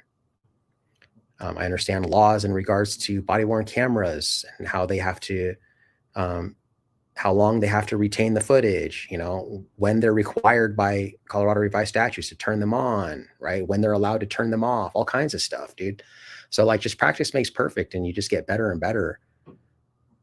And so, and when you're passionate about something, you just keep doing it. You know what I mean? Like when you have to do something, like, oh, I have to do this. It's like, you just don't excel as much. But when you're really passionate about it and you want to do it, you just keep going. Yes, you think that they should pay their fair share, and you would 169,000, but the percentage rate would be higher and increased as one makes more money.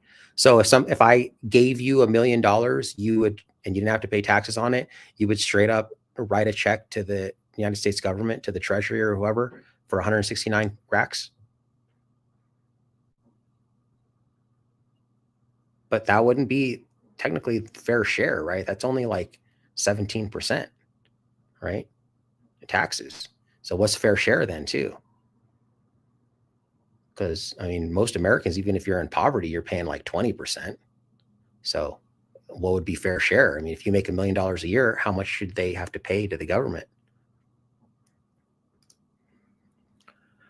I really only ever did one. It was when early voting started and I was outside the library when the polls were. Had a few funny looks and one good Karen, and one guy standing up to Karen for me.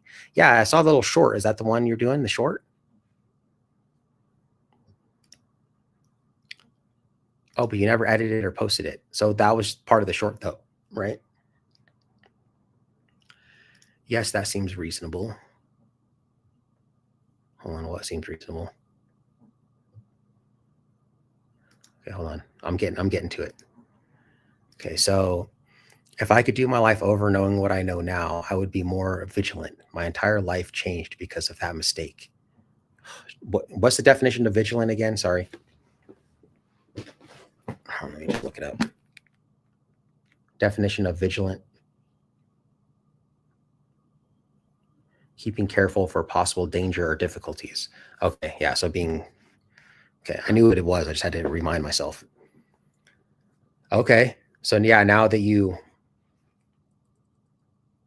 I mean, I lived my life reckless. Like I'm a risk taker. So, like I said before,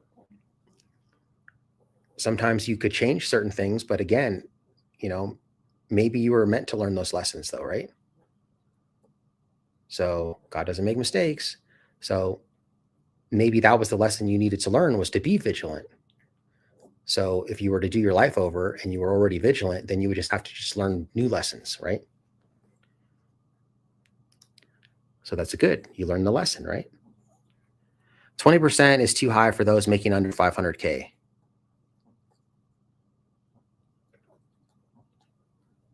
Okay. I mean, I don't like that, but I do like that because most of the time when people say the millionaire, someone that makes 500,000, because that's the top 1%, 500,000. I think it's like 400,000. It's not that much, dude. Like 400,000 a year. I mean, it's not really that much. I mean, it's a lot, but it's not that much. So 500,000, most people think, oh, they should be paying half or something like that. Like, dude, what's the point of even wanting like even 40%? It's like you'd be better off than making, like 200,000 or whatever. So because then you're just going to make the same, not that much less anyways, right? It's like once you get in this higher tax bracket, it's like you're worse off now. But yeah, if you're saying 20% is too high, then I would agree with that. I mean, I think we should just ban, at the very least. I mean, I think we should ban all taxes and government and everything. I'm kind of radical, but I think at the very bare minimum, if you're a status and you think that we have to have government, I think we should at least just ban the federal income tax, right?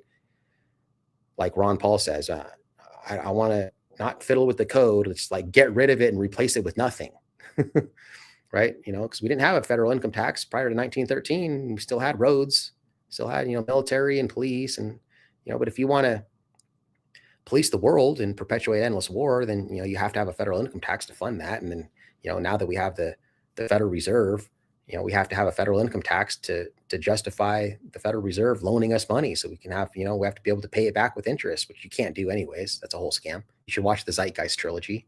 I think it's on YouTube now. Explains all that, how it's a big scam. You can never get out of debt, no matter what president. There's a reason why we've never been out of debt. The debt doesn't go down because I don't care who's in office. It will never go down, ever. It's designed that way. Why do you think that it's been that way? It goes up every single year consistently, right? It's not because not everyone in office is a dumbass. It's just the way that it's designed. It'll never go down. Whatever it is, what is it now? 20 something trillion. It's never going below that. It's always going to go higher.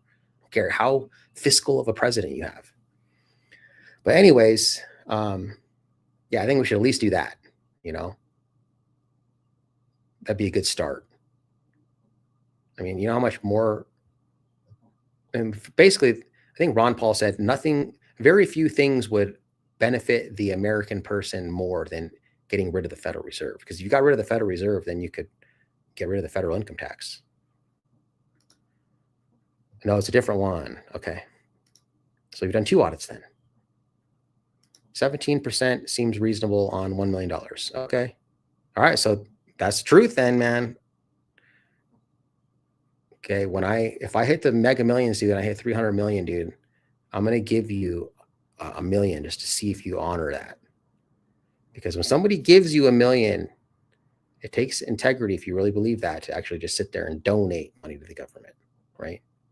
But again, you don't think the same way I do. I don't know if you were here when I said this, but most Americans pay half their income to the government. And if you were to make all of your money for the year and then just half of the money just evaporated into the memory hole, that would actually be better than the government taking it from you by force and then using that money to enact violent policies against you.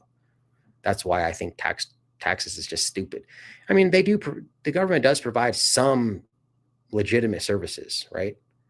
But the services that they provide that are detrimental to the average American far outweigh any benefit that tax dollars go to. You know what I mean? And it's fundamentally immoral anyways, right? Like government is the epitome of do as I say, not as I do. And Thomas Jefferson said the definition of tyranny is defined as something that's legal for the government, but illegal for the citizenry, right? So government can take money by force from you so they can have food stamps, right? But what if I just see some rich lady with a Louis Vuitton purse? You know what I mean? She's got like a $30,000 bag and she just mopped out of her Tesla, dude. I know she's got money. Why can't I just go steal her purse, take it from her by force so I can go give all the money she has in there to the homeless guys down the street because they're hungry, right? No one would be like, oh yeah, that's just, yeah. That's Peter Pan style, yeah. Or not Peter Pan, what's the guy? Robin Hood. That's Robin Hood style. Yeah, good job. Like everyone would think that's messed up. That's fundamentally immoral, right? So why does government get to do it then? Why isn't it fundamentally immoral for them? Okay, that was sure wasn't really an audit. Okay, try hard to look at it like that. Good. You agree, Chris? Sorry, man, I'm rambling. I don't know what you're agreeing with, but you're saying, okay, a lot of our tax dollars are wasted. Yeah. They're straight up wasted, dude. Like I said, that's what you agree with. That it'd be better off just vanishing into the memory hole. Yeah. I mean, it's way beyond wasted, dude. But they manipulate. Like government is total manipulators. Vote for me. Oh, you're poor. Like I said, that the government creates ghettos and people like in poverty. Oh, vote for me. You don't have any money for food. I'll give you food stamps, right? I'll give you Medicaid. I'll give you welfare. Vote for me next time. Like, what is that? Joe Biden said, if you don't vote for Joe Biden, you ain't black. Remember? Like a total diss on black people, dude. Like, what are you doing, man?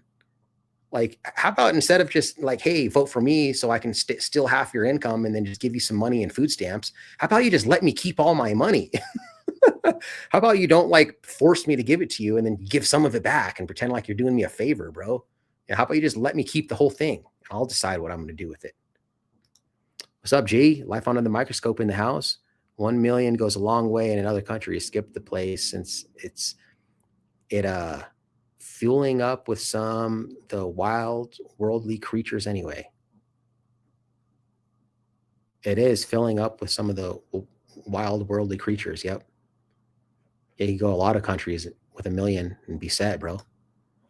Let's see.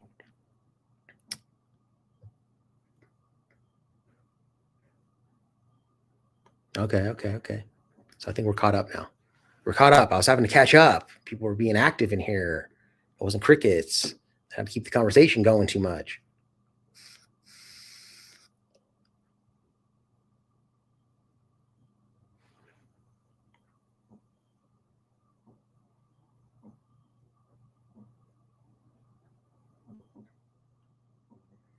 Are you drinking, bro? You're not typing right, bro. Are you trying to be funny? Robin Hoof. And it says Rowan Hood. I think you're just trying to be funny.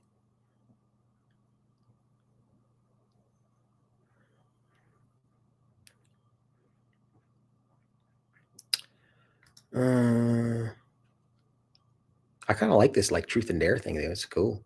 Brings up some good conversations. Okay, life under the microscope again. Let's do truth or dare, bro. I'll think of one for you. Let's see. And then you got to ask me one. What is the whole thing with this life under the microscope thing? Are you like into biology or something? Do you like, or is it, you know what? Let me guess. Is it like everyone's watching over you, like surveillance? Life under the microscope? Where do you feel most at peace? Oh, that's a good one. Most at peace. And now we're bringing it more to positive, higher vibration questions. I like this.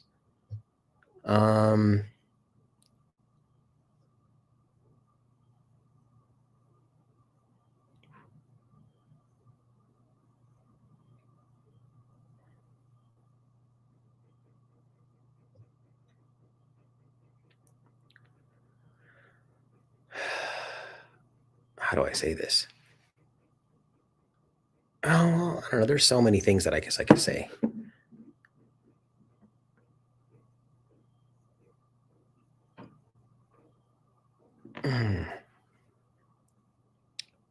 There's lots of things. I don't know if I could say most, but I feel at peace when I'm at my mom's house and I'm hanging out with her. And then I got her there and the dogs, and I'm just like, that's peace for me.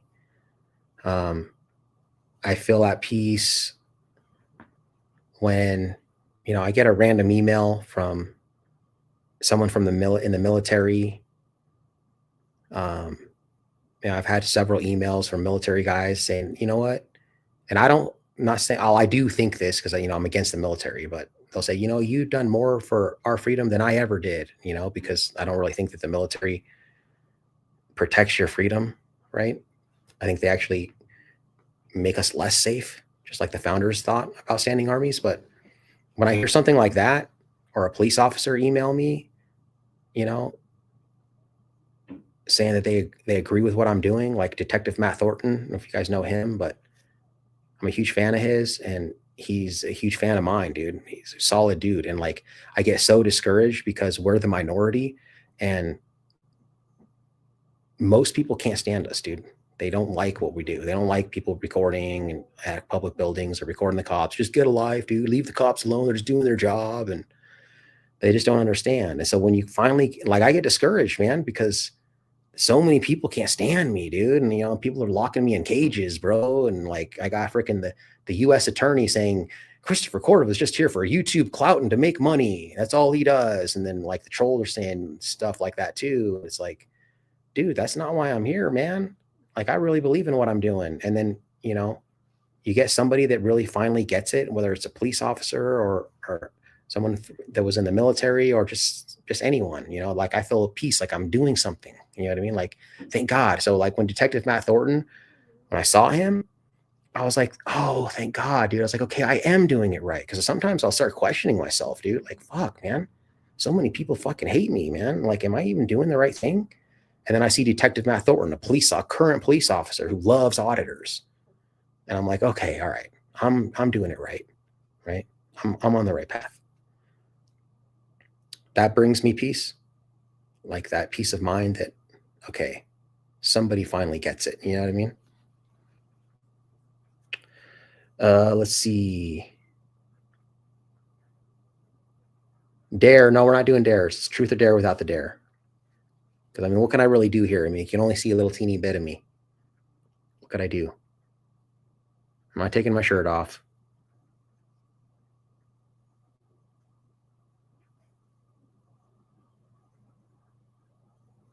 Oh, yeah, okay.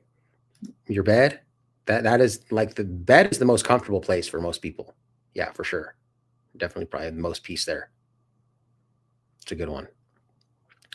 In bed, like I said, when I'm doing my good night ritual with Minnie and Loaf, that's like definitely peaceful.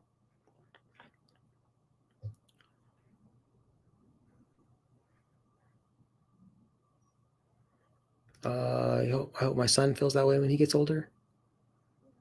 Feels what way?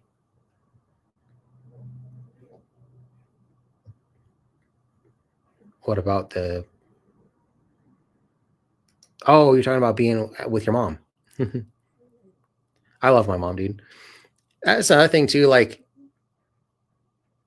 people try to use stuff against me. Like, oh, you're a mama's boy. Like, I can't stand like when people say that to me. I mean, I don't care because I know I'm a mama's boy, but like people don't understand. You know what I mean? Like what me and my mom went through. And so like war buddies, when they go like Vietnam vets and they saw their buddies' heads get blown off and like they almost died and they got shot and all this extreme trauma, dude, blood and death all over the place. Dude, that's extreme, dude. 15, I think it's like 15 vets in the United States unalive themselves every single day still. It's a huge, and they're not seeing crazy stuff like Vietnam even, but like it's crazy, dude. PTSD is a real thing. And so like I went through that with my mom and, not people dying, but, I saw some really bad stuff, dude. Like my biological father is a piece of crap, dude. And like I saw him like beat my mom up all the time and like pulled a gun on her and choked her out right in front of me. She almost died. Had to go to the hospital. And it was so bad. He was so like violent that I was like 10 years old and I literally like was pacing the house. I was having a nervous breakdown because I thought he was going to like come in and kill us. And like, I was holding vases and was pacing the house and mom's like, why are you holding a vase? And I'm like, in case my dad comes and I can hit him over the head with it. And like, it was so bad, dude. I had to go like live with my auntie in New Mexico for a while. It was like a nightmare. And so me and my mom went through extreme trauma together, right? So that bonds you. Anytime you go through with trauma with someone like these war guys, they might not see their friend from Vietnam for 40 years, and they see him and they're like best friends right away. Like it's this unbreakable bond. That's what me and my mom have because of the trauma. So people call me a mama's boy. You just don't understand.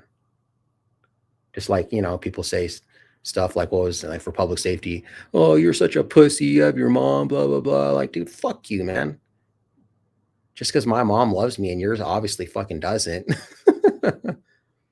I mean, his mom like can't stand him, like, and he hates his mom, calls his mom names, and she's a crazy bee and all kinds of stuff. So I'm not gonna feel bad because my mom loves me, bro.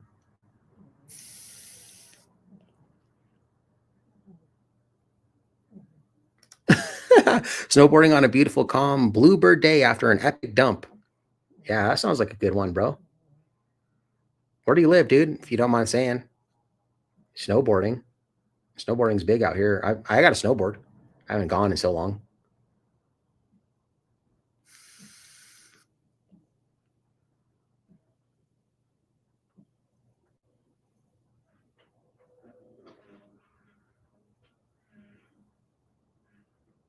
Just pants off dance. No, man, I'm gonna violate the nudity policy on this channel too. The ocean is your piece. So you live by the ocean, right? I don't remember where you said you live. I've seen the ocean a couple times in California. My grandparents took me.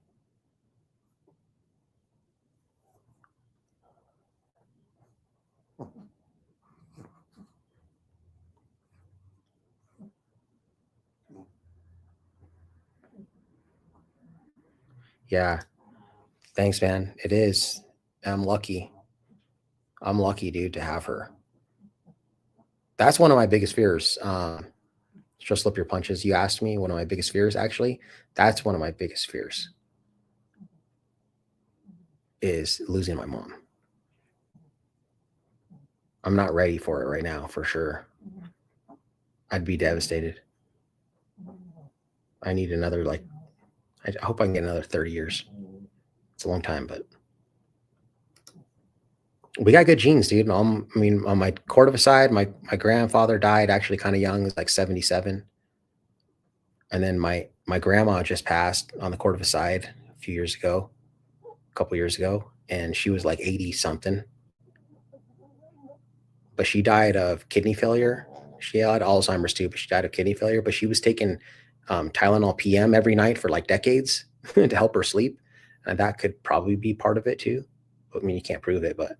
And then my grandfather on the Jaramillo side, my maternal side, he just passed away like last year, and he was like 90 something. And then my grandma Jaramillo, she's still kicking, bro. She's in her 90s, bro. So I mean, we got good genes. I could live a long time. My mom could live a long time. 4 hours north of me in Wyoming, Casper, Wyoming.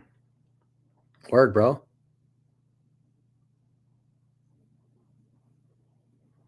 Yeah, get some body paint. Biggest fear is losing your sanity. Shoot, man, that's like almost an everyday thing for me sometimes. The same thing keeps you up at night about your mom? Losing your parents? Yep. I mean, it's really all I got. I mean, my family disowned me, dude. The Cordova side's still cool. But the Jaramillo side, they can't stand me, dude. They can't stand me. And it's funny because like my uncle Joe, I've said a lot of times, I don't know if you guys know this, but I've said a lot of times that my cousin is a police officer. And my cousin used to be a super like bad kid. And my Uncle Joe was bad too. And like my Uncle Joe, before he had my cousin, dude, he was like so anti-cop. He hated cops, dude. But now he's like got a back the blue sticker, on his blue line sticker on his truck because, his son. And he can't stand me, dude. And he tried to be cool with me when I went out there, and he took me bike riding. And then I went to do some audits with ANCAP Cop Watch and For the Record. And I came with my root beer, the bait root beer thing in the bag. And he got all pissed and stormed out. And it's like, and I even sent him a video. I was like, hey man, check out this short. It was a 1 minute short. You couldn't even watch it and respond. I was like, dude, I'm not here to like hate cops. Look at this good interaction I had, dude. That short that has 11 million views. Didn't respond to it. But they all can't stand me, dude. Like my other cousin said, oh, if my kids ever grow up to do what you do, I'd beat their ass. And like, it's funny. The only people that support me on that side of the family is my cousin that got in trouble with the law. And like a lot of these people say, oh, these auditors are felons and blah, blah, blah. It's like, so, you know what? Like, dude, freaking the founders of this country were freaking committing treason, right? Like the first people that are going to be attracted to the message of liberty aren't the people that the system treat well. It's not the prom king and queens and the valedictorians. It's the misfits and the punks, right? So that's why the Libertarian Party is full of like misfits and punks, right? And so like, it's funny that that's the person that supports me. And like his kids, he's teaching his kids right. He says that his daughter, my second cousin, they both love me. My second cousins, the boy and the girl.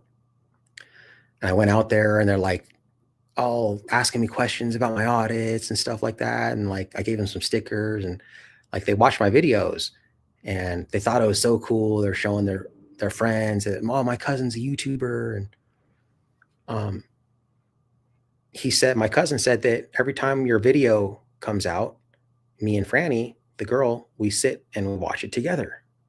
You know what I mean? So that's cool.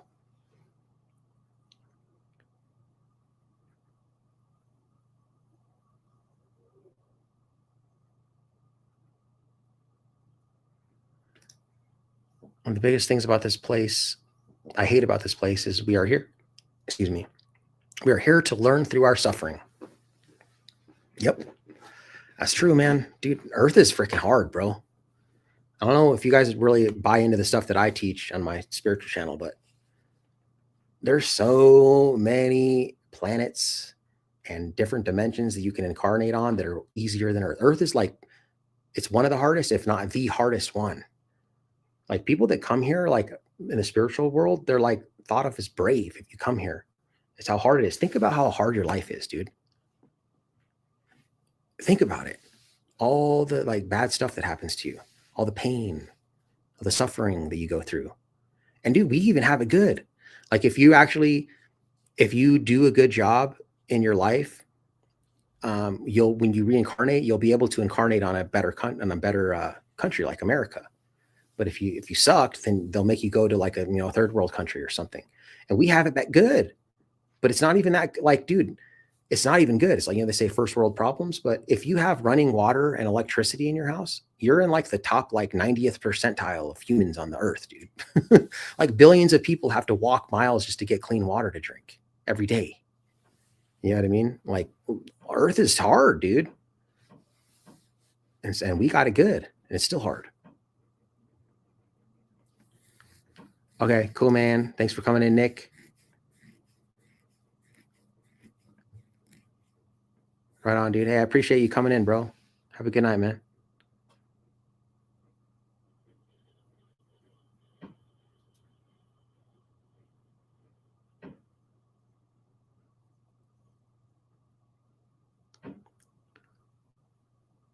Yeah, some of the best auditors are felons, dude. That's true. That's true. Direct D, son. Yep.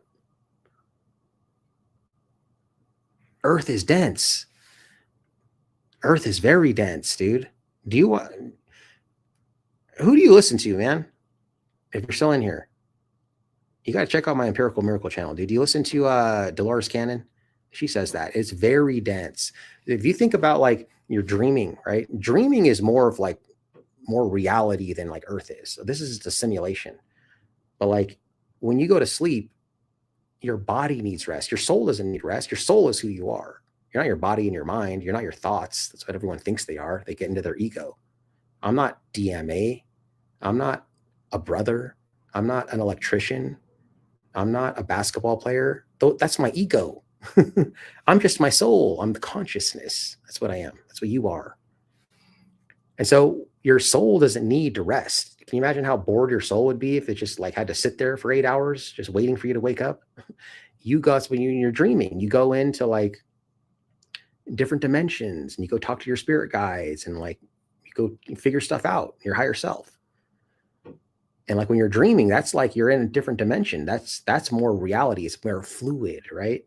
Earth is dense, man. It's like, ugh, you know what I mean?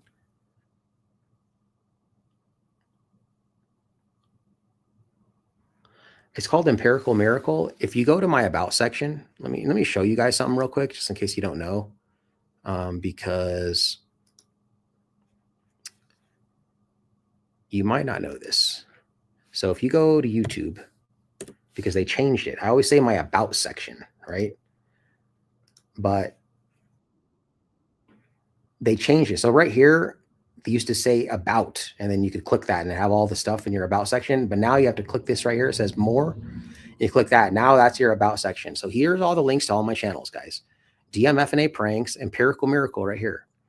Backup channel, which is now really my main channel. This channel that we're on, Christopher Cordova. Sweet Miracle. This is me and Sweet T's channel. And then, oh, I took DMAFA Pranks off because I had too many links. I needed to fit an extra one in, so I took that one off. But here's Empirical Miracle, guys. So just click on that, and here it is. See, it's me and Minnie right there. And then if you go to videos, I got a lot of videos here, see? And they're not very many views. Like, see, 300, 166, 173, 217. So this is just all the videos. I got not too many, but I have a lot of live streams. And they're not too terribly long. So this one's an hour and 20. It's really, oh, because I did actually have, this is like I was watching this near-death experience, past life review. Like, this is crazy. It's a good one. And then see gender roles. This is more like this one right here is actually kind of more stuff that I would probably talk about on this channel, the Christopher Cordova one, but I didn't really have a channel for that yet. So that's this one. And then quit sabotaging your blessings. Let's talk about tower moments, how to become a vibrational match to your desires. You are a co-creator with God. Like these live streams, see, they're 20, 24 minutes. I kept them small so that people would want to come. These two are kind of long, 58 minutes and 50 minutes. This one's only 22. Happiness is a matter of perspective, how to choose happiness, navigating your way through duality. Look, there's me and Sweet Tea. Twin Flames. This one, if you watch the Twin Flame one, Sweet Tea finally admitted that not everyone has a twin flame. They're very rare. But she does say that she disagrees with me on this one. So all these are really good videos, guys. Sometimes I go back and watch these myself. And whoops. And I will like give my own advice. I'm like, oh man, I need to take my own advice. And then like I'll even forget that like I heard it for the first time. I'm like, whoa, I said that. It's like I didn't even remember it or anything. What's up, Texas Gal? Hey, good to see you. Subscribe to my friend Texas Gal Audits, guys. She's out in Fort Worth, Texas. That's cool. I always like it when I see people come into this channel that I didn't really even know knew about it. So good to see you.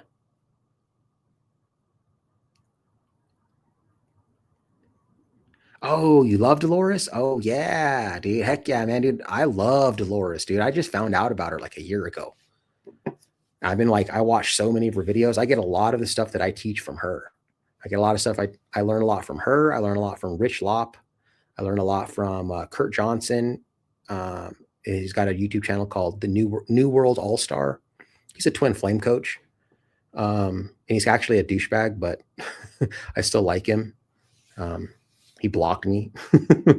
I'm one of his students too. I paid like $400 to take his twin flame coaching, and some of the best $400 I ever spent. Probably wouldn't have never done the DMA channel if I didn't take that coaching, but really good stuff. But he blocked me because I said, oh, hey man, I left him a comment. I said, dude, you're really funny, dude. I live in Denver too. He lives in Denver. I was like, we should get coffee someday. And he blocked me.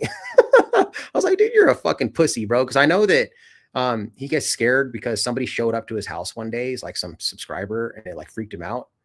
But I didn't say, hey man, what's your address? I want to come over and hang out with you. I said, hey dude, I live in Denver. Let's get some coffee, dude. And he blocks me. You know how many emails I get from people that are local that want to like hang out and want to meet me and stuff like that, dude. I don't block my own fucking subscribers. So he's kind of a pussy, but he does teach a lot. Who else do I learn from? That whatever Lopes, she's pretty good. There's lots of good teachers, man. Eckhart Tolle's good. Eckhart Tolle is the truth, man. What's that other chick? That other chick, she's got kind of, I think it's like a boy name. Oh, look, you got a bunch of them here. Let's see. Neville Goddard. I don't know a lot of these guys. Ram Dass. Oh, you said Eckhart Tolle. That's one. I don't know Ram.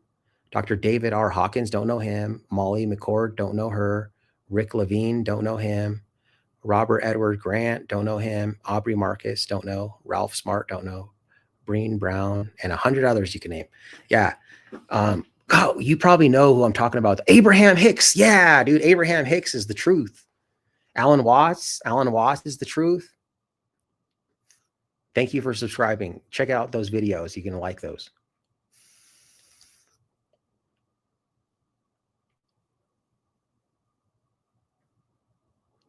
Yeah, that's cool, man. Nick Johnson, dude. Right on, dude. I love it when I run into spiritual people like that, dude. I got some spiritual, like there's this guy, Orion717. He's a member on the DMA channel. And I got this other guy, a couple of spiritual guys that are into like audits and stuff. It's cool. Yeah, law of attraction stuff, insightful dudes. Like there was one, when I first started the DMA channel, I was manifesting at a very high rate. And then when I started getting into the DMA channel, because when I started the DMA channel, I was like Zen. If you watch my very first videos, dude, the old ones, especially the Belmar Library one, the first one, but it's like that one keeps getting taken down. I can't put it back up anymore. I'm going to get in trouble. But super Zen, dude. I'm like super calm and like peaceful. And like everyone used to compare me to Long Island Auto when I first started. And then I just got sick and tired of people like putting their hands on me and stuff. And I became more assertive. And then people, oh, you're just a disrespectful auditor. But I don't think I am at all. I think I'm nice. I give what I get. I give what I reciprocate the energy that you give me. But anyways, I was super Zen. And then I started getting into my ego too much. I wasn't being mindful, right? I wasn't being in the present moment. That's the best advice that I teach on Empirical Miracle is shift the focus of your attention to the present moment, right? Don't be in your mind thinking things. Just be present. Notice that you're the noticer of your thoughts, right? You're not your thoughts. You're noticing that you're noticing your thoughts, right? There's a thing observing your thoughts. That's you. Be present. And so I started getting into my ego and then like started falling backwards. And then like just recently, I've been noticing that I've been trying to be more present. And like, dude, my manifestation is like getting through the roof, dude. Like literally I'll like be thinking about stuff and then like it just happens that day or something will happen that's about that or something like that. It'll come into fruition. Right on. If you live closer, you hang out a lot and do audits with you. Right on, dude. I mean, if you're ever down here, man, hit me up, bro. You're a reasonable and responsible, respondable auditor. Thanks, man. I like to think so. I mean, there actually are some videos that I'll watch. I'm like, yeah, it's kind of cringe. The older ones.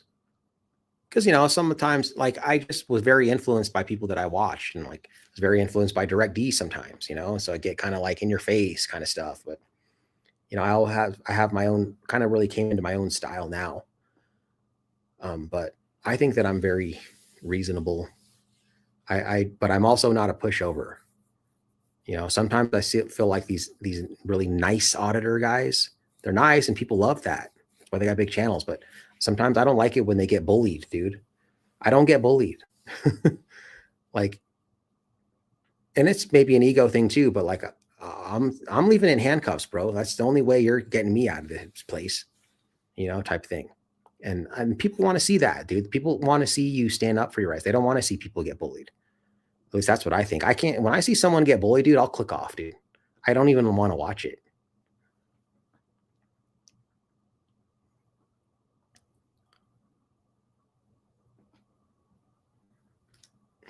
The progress and evolution and growth of auditing is awesome. Yeah. Thanks, man. Appreciate it, dude.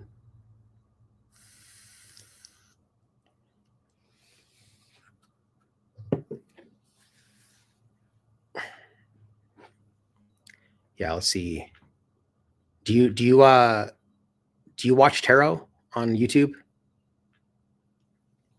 There's this one that I've been watching a lot, and she's a tarot card reader, but she's very intuitive. She doesn't really like read the cards that much. They kind of guide her, but she gets a lot of downloads. Her name's Goddess Energy, and I'm just part of her soul. I'm part of her collective, dude. Not every reading will resonate, but a lot of them do. Like they're like personal readings, dude. You're slowly getting into tarot. I have a couple tarot decks. I don't really know how to read them. I know some of this, what the cards mean, but not all of them. I have to look them up. But whenever I'm a twin flame, and so a twin flame journey is really just the true spiritual journey, and it's a forced spiritual awakening. That's what it is. And so, like, a lot of people are not even really meant to be with your twin flame. It's just a forced spiritual awakening. And you can be with your twin flame, but I'm really beyond that now. I don't even want semi-repulsed by my twin flame, honestly. But that's how I started coming into tarot. Like I was seeing this 1111 all over the place, just stuff popping up on YouTube when I was going through this twin flame journey. And then I was watching tarot, and I always came up as the Empress. And as you probably know, tarot cards with Empress, it's feminine energy, but we all embody masculine and feminine energy, and it's not gender specific. So a lot of times, especially because a lot of women are the ones that watch tarot, it's not very many men. So if they're reading for the collective, they're going to pull the Empress card rather than the Emperor, maybe. But I'm a twin flame, and if you're a twin flame and you know you're a twin flame, you're the divine feminine, right? And it doesn't have to be gender specific, right? So like my twin flame, she's the divine masculine, but she's a very girly girl, and I think I'm a manly man. Some people don't, but I mean, I do. I play sports. I drive a lifted pickup truck. Like I'm pretty manly. And but anyways, how divine. So I don't know, where was I going with this? But that's how I started my spiritual journey, dude. It was through the twin flame stuff. And I don't remember where I was going with it, but now I'm talking about twin flames. So divine masculine and divine feminine, where they came up with that, because like what was his name? Was it Plato? I think it was Plato. Was talked about twin flames. Twin flames have been around for a long time. They didn't call them twin flames. They call them what did they call them? Split apart theory is what it was called, because a twin flame is one soul incarnated into two bodies, right? So if you have a past life and then you die, right, and then you're reincarnated, right, and then you have past lives and you have your future life, and then you have your next life, like it's linear. But if you can have a past life and this life and a future life, why can't you have two incarnations of the same soul in the two different bodies in the same timeline? That's all your twin flame is. It's like it's another incarnation of your soul. It's like your past life, but it's not in your past life. It's in your present life, right? And you meet them. It's your soul. It's you. It's your energy. That's why it's such an extreme, like, attractive. Not attractive is the word. It's an experience that I've never experienced before. That's for sure. It's not like soulmates. But anyways, back in the old days when they were discovering twin flames, they noticed that usually the divine masculine was a man. So they just called him divine masculine. Or no, they noticed that usually the chaser was the woman and the runner was the man. So they just called the runner, they called him the divine masculine, because it's usually the man. There's always a runner and a chaser. It's a runner and chaser dynamic. So the divine masculine ends up leaving, and you have to go through separation, and then it makes the divine feminine go through this crazy spiritual growth. Like I say, that's where all the spiritual growth happens, is in the pain. And it's nothing like people want to oh, twin flame sounds so cool. I want to be a twin flame, and they want to try to find their twin flame. And like, dude, if you're trying to find your twin flame, you probably don't have one. And trust me, like, you don't really want to go through it. It's like, it's one of the worst things I've ever had to go through in my life is the twin flame journey, dude. It's so bad. So, I mean, I've gone through breakups before, but like, this was like, I've never experienced anything like this, like obsessive behavior, dude. Checking her Facebook like 50 times a day, like It's crazy. And it's not just me being like a crazy psycho. Like, go listen to testimonies from twin flames. Same thing. The divine feminine, whether it's a man or a woman, same thing. It's you're the chaser. It's like this obsessive behavior. And it's like, you don't know why you feel this way. You know what I mean? It's like, I've been through breakups before. I never acted like this. And it's because it's your energy. It's your energy, right? It's so addictive. So, but the more that you obsess, the more it pushes them away. It's like a battery. So the divine feminine is the positive polarity, and the divine masculine is the negative polarity, right? It's like a magnetic field or like a battery, right? So the energy always goes from positive to negative. So if you have like a battery, this is a battery, this is positive, this is negative, like a AA battery, right? The energy goes from positive to negative this way, and then it goes from positive to negative this way. It always goes one way, right? From positive to negative. So you're the positive polarity to your soul. The divine masculine is the negative polarity to the soul, right? So your energy goes to them. Their energy doesn't come to you. So the more that you obsess and think about them, it pushes them away, because your energy is pushing them away. And that kind of happens to a lot with soulmates too. A lot of times when you release something, that's when they come back. You ever notice that? But like, yeah, so that's what it is. Twin flames, it's like it's two incarnations of the same soul. So if you think of like, let's say your body, right? So like, let's say this is divine masculine and this is divine feminine, right? It's the same part of the same body, right? But they're each having their individual experience, right? That's what your twin flame is. It's you.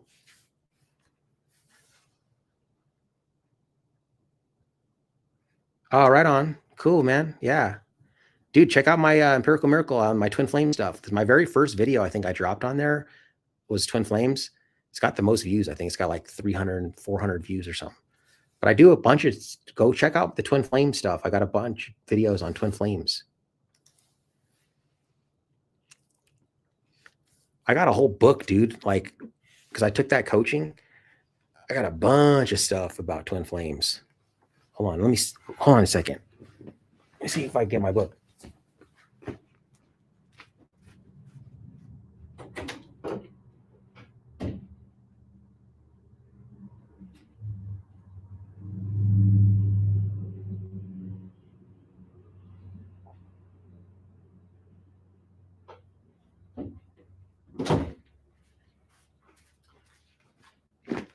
Okay, I found it. I got all kinds of notes, dude. So check this out. I'll show you guys just a couple things on here. I love talking about this stuff because this is something that I feel like I can teach. You know what I mean? So you got to watch. Okay, Nick, dude, you got to watch this movie, dude. It's on YouTube. It's called Samadhi. Part 1. I didn't watch part 2, but like this Samadhi, Samadhi on YouTube, bro. It's like an amazing. If you like this kind of stuff, you'll love that movie, dude. It's like a documentary thing. Remember Rene Descartes, the father of Western philosophy? He's famous for saying, "I think, therefore I am." This is part from that movie I'm talking about. No other phrase more clearly encapsulates the fall of civilization and the full-scale identification with the shadows on the cave wall. Descartes' error, like the error of almost all humans, was equating the fundamental being with thinking. It's not "I think, therefore I am." It's "I am, therefore I am," right? Because people think that they're their thoughts. Like when you're born, you're in the present moment, right? When you're a child, until you're about maybe like 4, you're always in the present moment, right? Because you're not smart enough. You're just in the present moment. And then when you're like 4, you get smarter, and then you start associating yourself with your thoughts. Like in this movie, they say the moment you explain to a child what a bird is, he'll never see a bird again. He'll only see what you taught him what it was, right? And that's true. Like they're not in the present moment anymore. Now they associate it with something, right?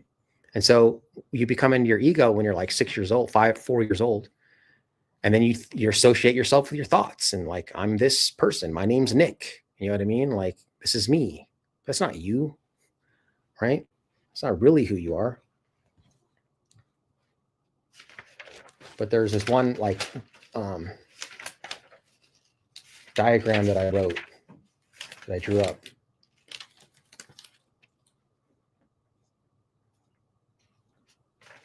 That one's good too, but the one for twin flames. Come on, where is it? Okay, here it is. Okay, so this is the difference between twin flames and soulmates, okay?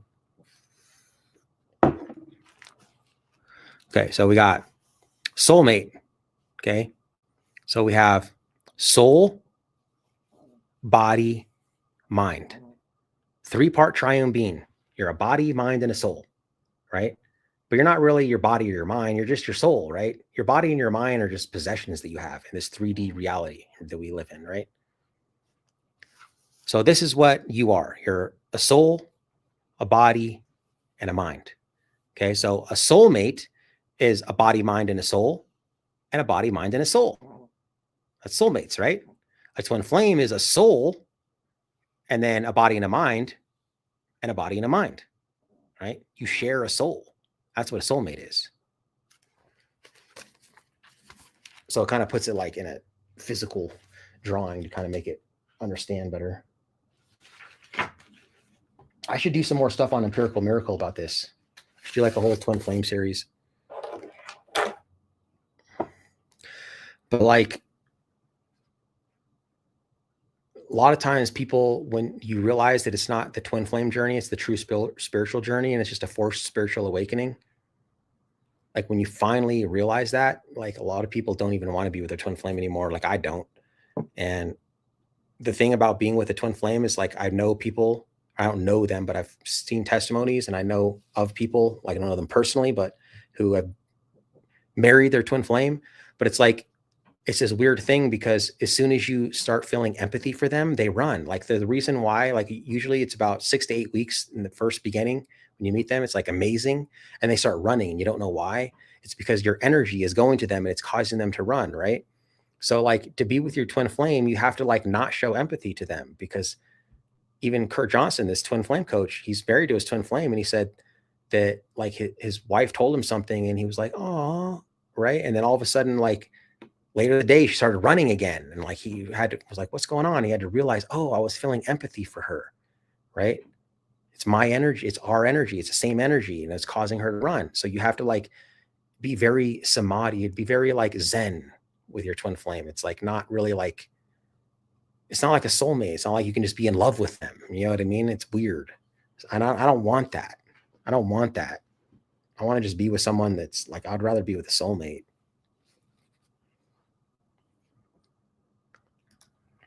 Being present keeps me sane and free of anxiety and depression. So glad I've been on this journey of self-discovery, healing, and evolving since 2007-ish. Dang, you've been doing it for a while. I just started my spiritual journey. It was like literally 2019. So about 5 years for me. And I've stopped progressing quite a bit, but you'll never go backwards, right? You'll always at least stay where you're at. But once you start like seeing numbers, you know, like 333, you probably see all those numbers, right? 1111. I see 171, 717 a lot. And I see 141, 414 a lot, and 14 and 17 a lot. And it's funny because 17 is my football number when I was a kid, and 14 is my baseball number. But I started out seeing like the 3s and the 2s and the 1s and 6s, not 6s that much, but 7s, 8s, and 9s. And then, you know, there's the meaning for them all. Like 5s means changes. 9s are end of a cycle. 4s are stability. 3s are, you know, there's lots of different meanings, but you know, your 3s are, you know, you're on the right path and your spirit guides are watching over you. 1s are you're manifesting at a very high rate. Be careful what you think about, because you'll start manifesting stuff into reality. So if a person doesn't have a twin flame, are they both the masculine and feminine in one? Well, yeah, we're all like that, whether you're a twin flame or not. So everyone embodies masculine and feminine energy, right? Men embody more masculine than feminine, typically, And then women embody more feminine than masculine, but we all embody masculine and feminine, no matter what. So, and then even, like if I'm the divine feminine, right, it doesn't mean that I'm embodying only feminine energy and she's masculine, right? It's just, again, the divine feminine and divine masculine is a way they would describe the chaser and the runner. Because remember that the chaser was usually the woman and the runner was usually the guy. So that's where they came up with divine masculine and divine feminine. It's not gender specific though. But usually, in twin flames, the divine feminine is the woman, right? And if you are a twin flame and you're aware that you're a twin flame, you're a divine feminine. You're not a divine masculine. Divine feminines are the conscious. Divine masculines are the subconscious. So like when you're going through your spiritual journey, they're going through their spiritual journey too. Like you mirror them. So like whatever you're going through, they're going through. But like you're aware of your awakening, right? You're conscious of it. You're the divine feminine. The divine masculine's not conscious of it. Like, yeah, they'll go through their spiritual awakening. They'll go through, their dark night of the soul or whatever they're going through, but they're not conscious of it. Like they're not going to know why it's happening. They're just going to feel different, and they're just going to know that they feel different, but they're not like conscious of what's going on. And if you have a twin flame, like, and you're the divine feminine, if you even try to like explain what twin flames are to your twin flame, it's just going to push them away more. You know what I mean? Because now you're like chasing them again, right?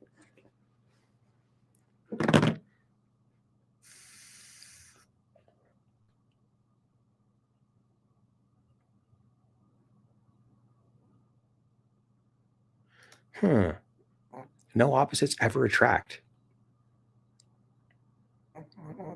Well, I agree and disagree. So yeah, you want to be with someone on a same vibrational match as you. You want them to have the same goals as you have, right? That's true. But you don't want to be the same. Like if both people agree on every single thing, then one of those people isn't necessary, right? So like your soulmate who you're aligning with, you're going to learn the most lessons from that person. Remember, Earth is a school and you are here to learn lessons. That's the meaning of life spiritually. So if you agree on everything, then how much are you really going to learn from that person, right? So you have to disagree on certain things. That's where the growth happens. So I think in that way, opposites do attract. Cool. Could someone who is trans potentially have an imbalance of masculine and feminine energy? Just a thought. Absolutely. So what I think happens is when someone is transgender, people they confuse gender with energy, right? So if you're a man and you embody more feminine energy, doesn't mean that you're a woman. I'm a woman in a man's body. No, you just embody more feminine energy. And the reason for that is because in their past lives, they probably incarnated as a woman too many times. So now when they come to be a man, they're confused because they've been a woman too many times. You're supposed to switch off. And sometimes you'll live, 2-3 lives as a woman or 2-3 lives as a man. But like, when you go up and you're talking to your spirit guides and you're doing all your thing and you're doing your life plan, right? Like, okay, this is the body you're going to have. This is the overall kind of lessons you're going to have. And these are the people you're going to meet. This is your family, right? You have soul contracts with this person. Like I have a soul contract with Sweet Tea and like, this is whole thing, right? And so they don't want you to be a man too many times. Like people, oh, I've always been a man. Like, no, dude, how could you learn all the lessons you need to learn as a soul if you're just going to be a man every time? You got to be both. So that's what happens. I think people incarnate as a man too many times, and then when they incarnate as a woman, and all of a sudden they're like, they want to be transgender and they want to be a man, right? That's why people are gay sometimes too, I think. It's because they incarnated too many times as one gender.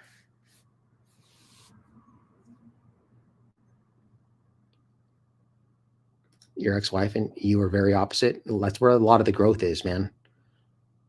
If you're a lot opposite, it can be harder though.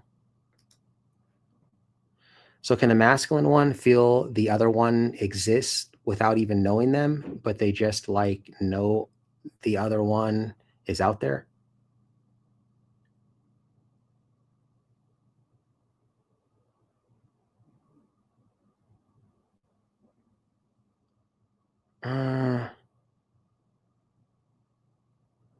No, because the masculine is the subconscious. The masculine doesn't know about that stuff. Only the feminine does.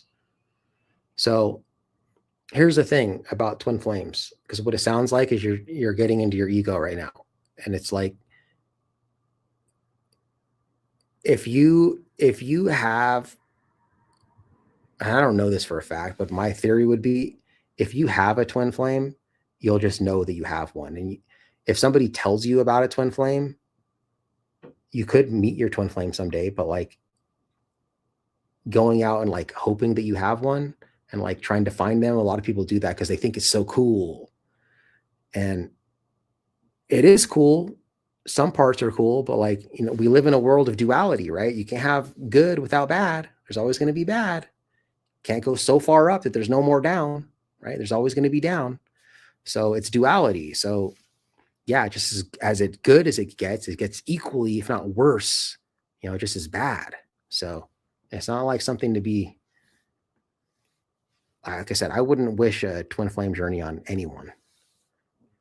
But I don't think that you would just know someone's out there. I don't know. Maybe. I couldn't really say. I definitely have more feminine energy and less masculine than most men. I think I have more feminine energy than most men too. I would agree with that with myself. But I still embody more masculine energy than feminine energy. But I think I just have more feminine energy than most other men. And I think it's a healthy thing because it's good to be equally balanced, more equally balanced. There's no such thing as toxic masculinity, that thing that people are saying. But masculinity can be toxic, and it can be toxic if you're not balanced enough. If you're too masculine, it can become toxic. So the more balanced you are, the less likely you would be to be toxic masculinity, right? Or same thing with femininity. If you're too feminine, it can be bad too, because that could be toxic femininity. It could be just way too emotional. You know what I mean? You could just be crying over every single little thing, like it's too much. You got to have some logical in there. You know what I mean? Oh, right on, Ben. I didn't know you were in here this whole time, dude. I'm glad that you stayed and was listening, dude. See you next, bro. See you next time, bro.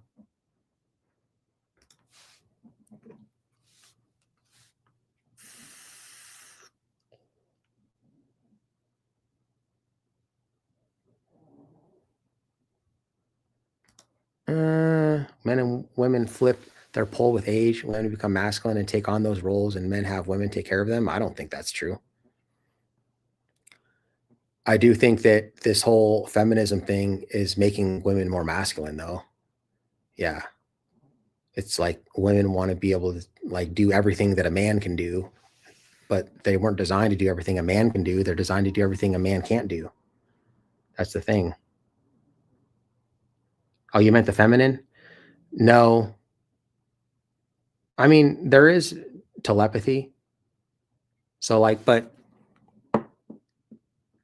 the masculine will feel your energy, but you will never feel their energy. So like a lot of times, like a divine feminine will get into their ego and they'll be like, oh, I can feel that. I can feel their energy, right? Like, no, you can't. That's you, right? Or like, oh, I can feel their energy. And then like you'll see something that reminds you of them. Well, that's not their energy. That's your energy. That's because you're thinking about them, right? So the divine masculine can get downloads from you as the divine feminine.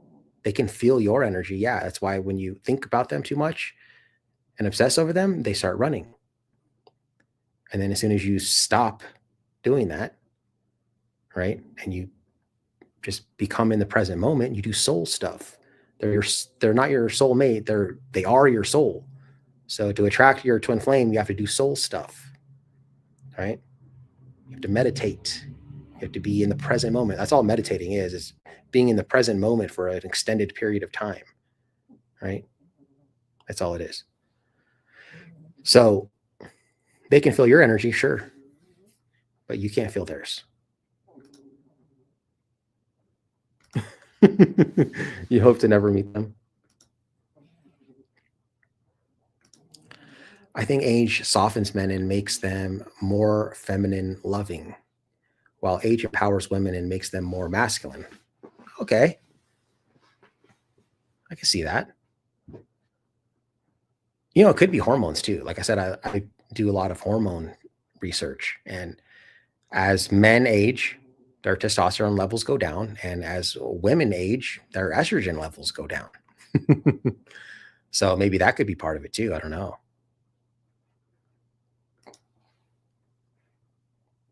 11/11. Is that what it is? Oh, dude, it was 11/11. I don't see that number that much anymore. I used to see that one constantly. It was the first number I ever started seeing. It was like constant, dude. I remember one time, like when I started really realizing this is real, is like, because I used to always like pause stuff on YouTube or something like that. And then I'd like pause it and I like, 222 or something like that, right? The timestamp. One time I was watching on this TV right here and I paused it, a YouTube video, and I went to the bathroom or something. And I came back and I looked and I paused it at 1 minute, 11 seconds. And I was watching a motorcycle video. He had this GoPro on. It was like a crotch rocket. And he had a electronic speedometer. And he was going 111 miles per hour. Exact timestamp of 1 minute, 11 seconds. That's where I paused it. So I was like, oh man, that's pretty undeniable on that one right there. But the numbers, like people get too caught up in the numbers and you start seeing them. And I do a video on this too, on Empirical Miracle. You don't need to don't obsess about the numbers too much. I mean, when you start your spiritual awakening, you're going to see numbers, and that's just how it goes. And all the numbers really are, I mean, they do have some meaning to them, but really what they are is just your higher self talking to you, telling you that you're on the right path, right? That's really what it is. So don't try to obsess over it. Oh, it's 11/11. I've seen 11/11. Is that my twin flame thinking about me? You're like, nah, man. Now you're getting into your ego again. You know what I mean?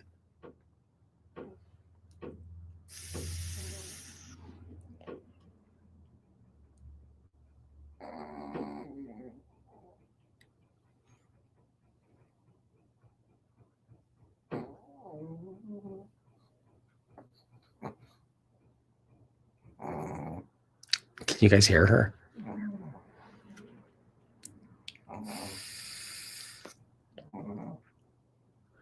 Let's see. But then I used to watch the tarot card readings, and yeah, it always come up as the Empress. And a lot of times these tarot card readings, they don't come into fruition because what they are, I remember that everyone has free will. So a lot of times if a tarot card reading is resonating with you, that's the current timeline that you're on right now. But you could go any direction. You know what I mean? Like there's an infinite amount of Nick Johnsons out there. You know what I mean? You make one choice different, and there's another parallel universe that a whole nother you exists, right? And Dolores Cannon talks about this too. And I think it's called string theory. Physicists talk about this. It's like, laws of the universe. This isn't just magic. Like magic is just science undiscovered, right? So if you're walking down a path and then it forks and you don't know which way you're going to go, right or left, you're just going on a walk. And the last minute you go right. Right then there's another parallel universe that was just created where you go left. You know what I mean? There's a whole nother entire world where you went left. And then there's another world that branches off from someone else where they went right instead of left. You know what I mean? And that branches off into that one too. You know what I mean? There's like infinite amount of realities. So anyways, my point is that a lot of times these card readings, they resonate, but they won't ever come into fruition because everyone has free will. And like, I could take a different path, or this person could take a different path. So that reality probably does exist in a different reality. I'm not on that vibration. So I'm not on that frequency. So I'm not in that reality.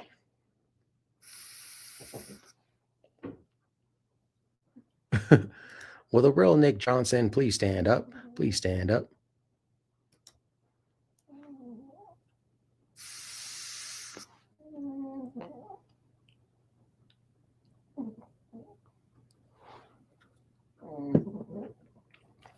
Got my Gatorade. Oh, I like orange. It's one of my favorites.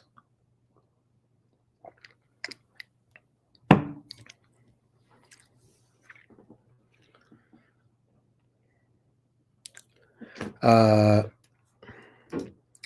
what are your big three in astrology? Sun, moon, and rising. I am Sagittarius sun. I am Taurus moon, and I am a Capricorn rising. What about you? I'm also Sagittarius Venus. So Venus is how you love and how you receive love. And your sun is like your overall personality, but a lot of times like your moon can be your personality too, especially in love. And your rising sign is how it's like your ego. It's how the world views you, right? It's not how you view yourself or maybe how you really are, but it's how the world views you. So the world views me as a Capricorn. Capricorns are usually very successful. They work to the bone. They're usually so successful that they like neglect other parts of their life, their family, and like their health maybe. And they're usually like there's a lot of Capricorns that are like CEOs and entrepreneurs and stuff like that. Virgo sun, Capricorn moon, Leo rising. Okay. So you got some earth and some fire in there. I'm mainly fire. I have a lot of fire. And I got a little bit of everything. I got some earth, and I got not too much water, and I got some air too. But I actually pulled Regan's natal chart, and I knew, Regan, her personality, she's very fiery, but she's not. Her sun sign is not fire. But I was like, dude, if I pull your natal chart, I know you're gonna have a bunch of fire in there. And dude, she was like Sagittarius everything, dude. Like almost all of her fucking planets were Sagittarius. I was like, I knew you were a freaking fire sign, dude. So just your sun sign isn't like, it's just the one everyone knows is your birthday, but it's not just your sun sign. So like, like Nick said, it's your sun, moon, rising, and Venus is the main ones, but there's more than that. There's one for every planet. Oh, thanks. Yeah, I do have a good balance. I got a pretty good balance of those. Yeah, she's fire for sure. Yeah. And I'm very Sagittarius-y too. Like I said, I got Sagittarius, Venus, and Sun.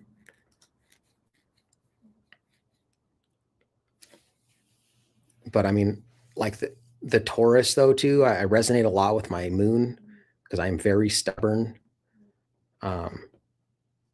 And I guess I can be kind of grounded because I got some earth energy in there. Like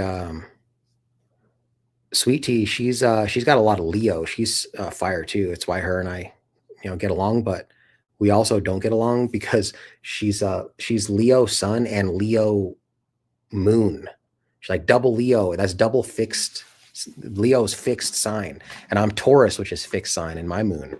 So that's like, well, that's why we bump heads a lot because we're both fixed signs. Like we both don't want to budge. You know what I mean?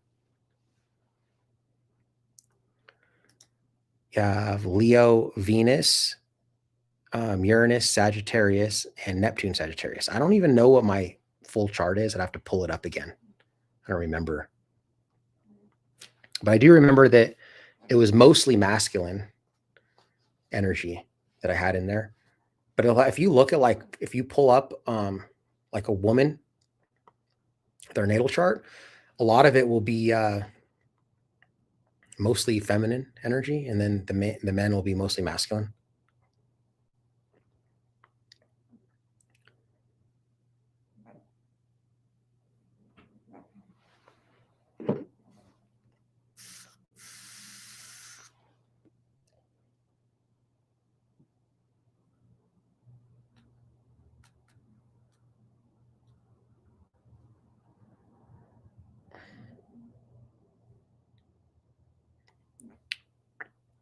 Yeah, but I wanted to learn how to read tarot. I think that'd be fun.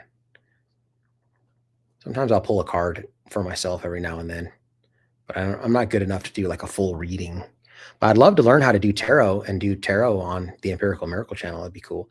Right now, it's kind of just like just my spiritual insight, it's all. It's on a tarot card channel.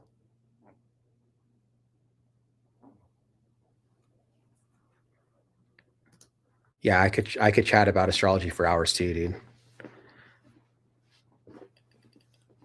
Yeah, tarot, it's anyone can learn it, but I just know what I know from just watching tarot card readings, but there's a lot to it. And then when you pull the cards, like spirit's talking to you, like you have to use your intuition. Like, you see the card and then you just kind of go with it. It's all intuitive. And then, you're reading for a collective, you know what I mean? If you're doing like a Sagittarius reading, like a lot of these tarot card readers now, they don't even do those anymore. They just do collective readings because if they just do a Sagittarius reading, only the Sagittariuses are going to watch those, right? So then they have to do they have to make 12 different, or how many signs are there? 12 or 13 different readings to make the same amount of views if they just do a collective one, right?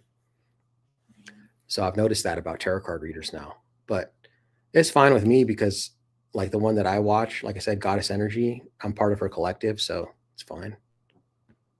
I don't need to have one specific, because if she does a Sagittarius or a Taurus reading, I might not even resonate with that anyways. It could be a different collective,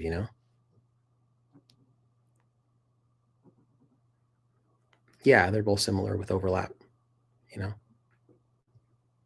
It's kind of like yin and yang. It's one with the other, what I never really got into though was like crystals and, the rocks and all that kind of stuff. Like I got some crystals, but I never really noticed anything, man. Like that's one thing that I noticed about like Sweet Tea and I is, and I've said this before, is that she more knows and I understand, right? That's the kind of the yin and yang that's good about us. She knows and I understand. So I understand why things are the way they are and, like laws of the universe, but she just kind of knows. She's like more intuitive. But like this stuff, like I got my Palo Santos. Like I burn this sometimes, supposed to good energy and you sage your house and all that. Like I never really noticed any of that. I'm not like aware of that. I'm like less conscious about that kind of stuff.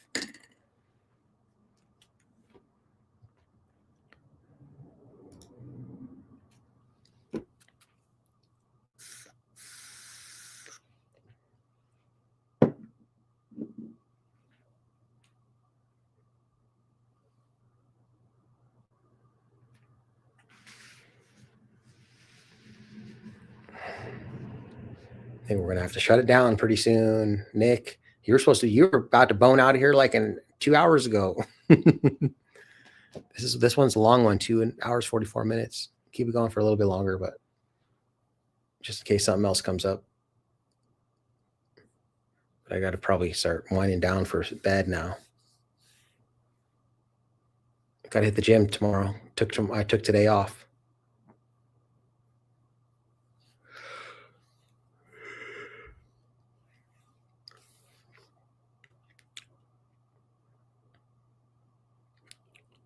So, all right then. I guess if nothing else, then we'll end it. So, yeah, right on, dude. It was nothing crazy, dude. It was stupid. Don't even go back and watch it. But be on the lookout for the documentary coming out. I don't know what I'm going to do. If I'm not unshadowed, I'm going to try to wait till I'm unshadow banned for that one because I want that one to get a lot. That one could, if I wasn't shadow banned, that one would be like, even if it's like an hour and a half long, it's going to be like, I think it's going to be several 100,000 view type one. Good night. It was good chatting with you too. So yeah, be on the lookout for it. But it was cool talking to you, man. I enjoyed myself up here with you. So everyone have a good night. I'll talk to you guys later.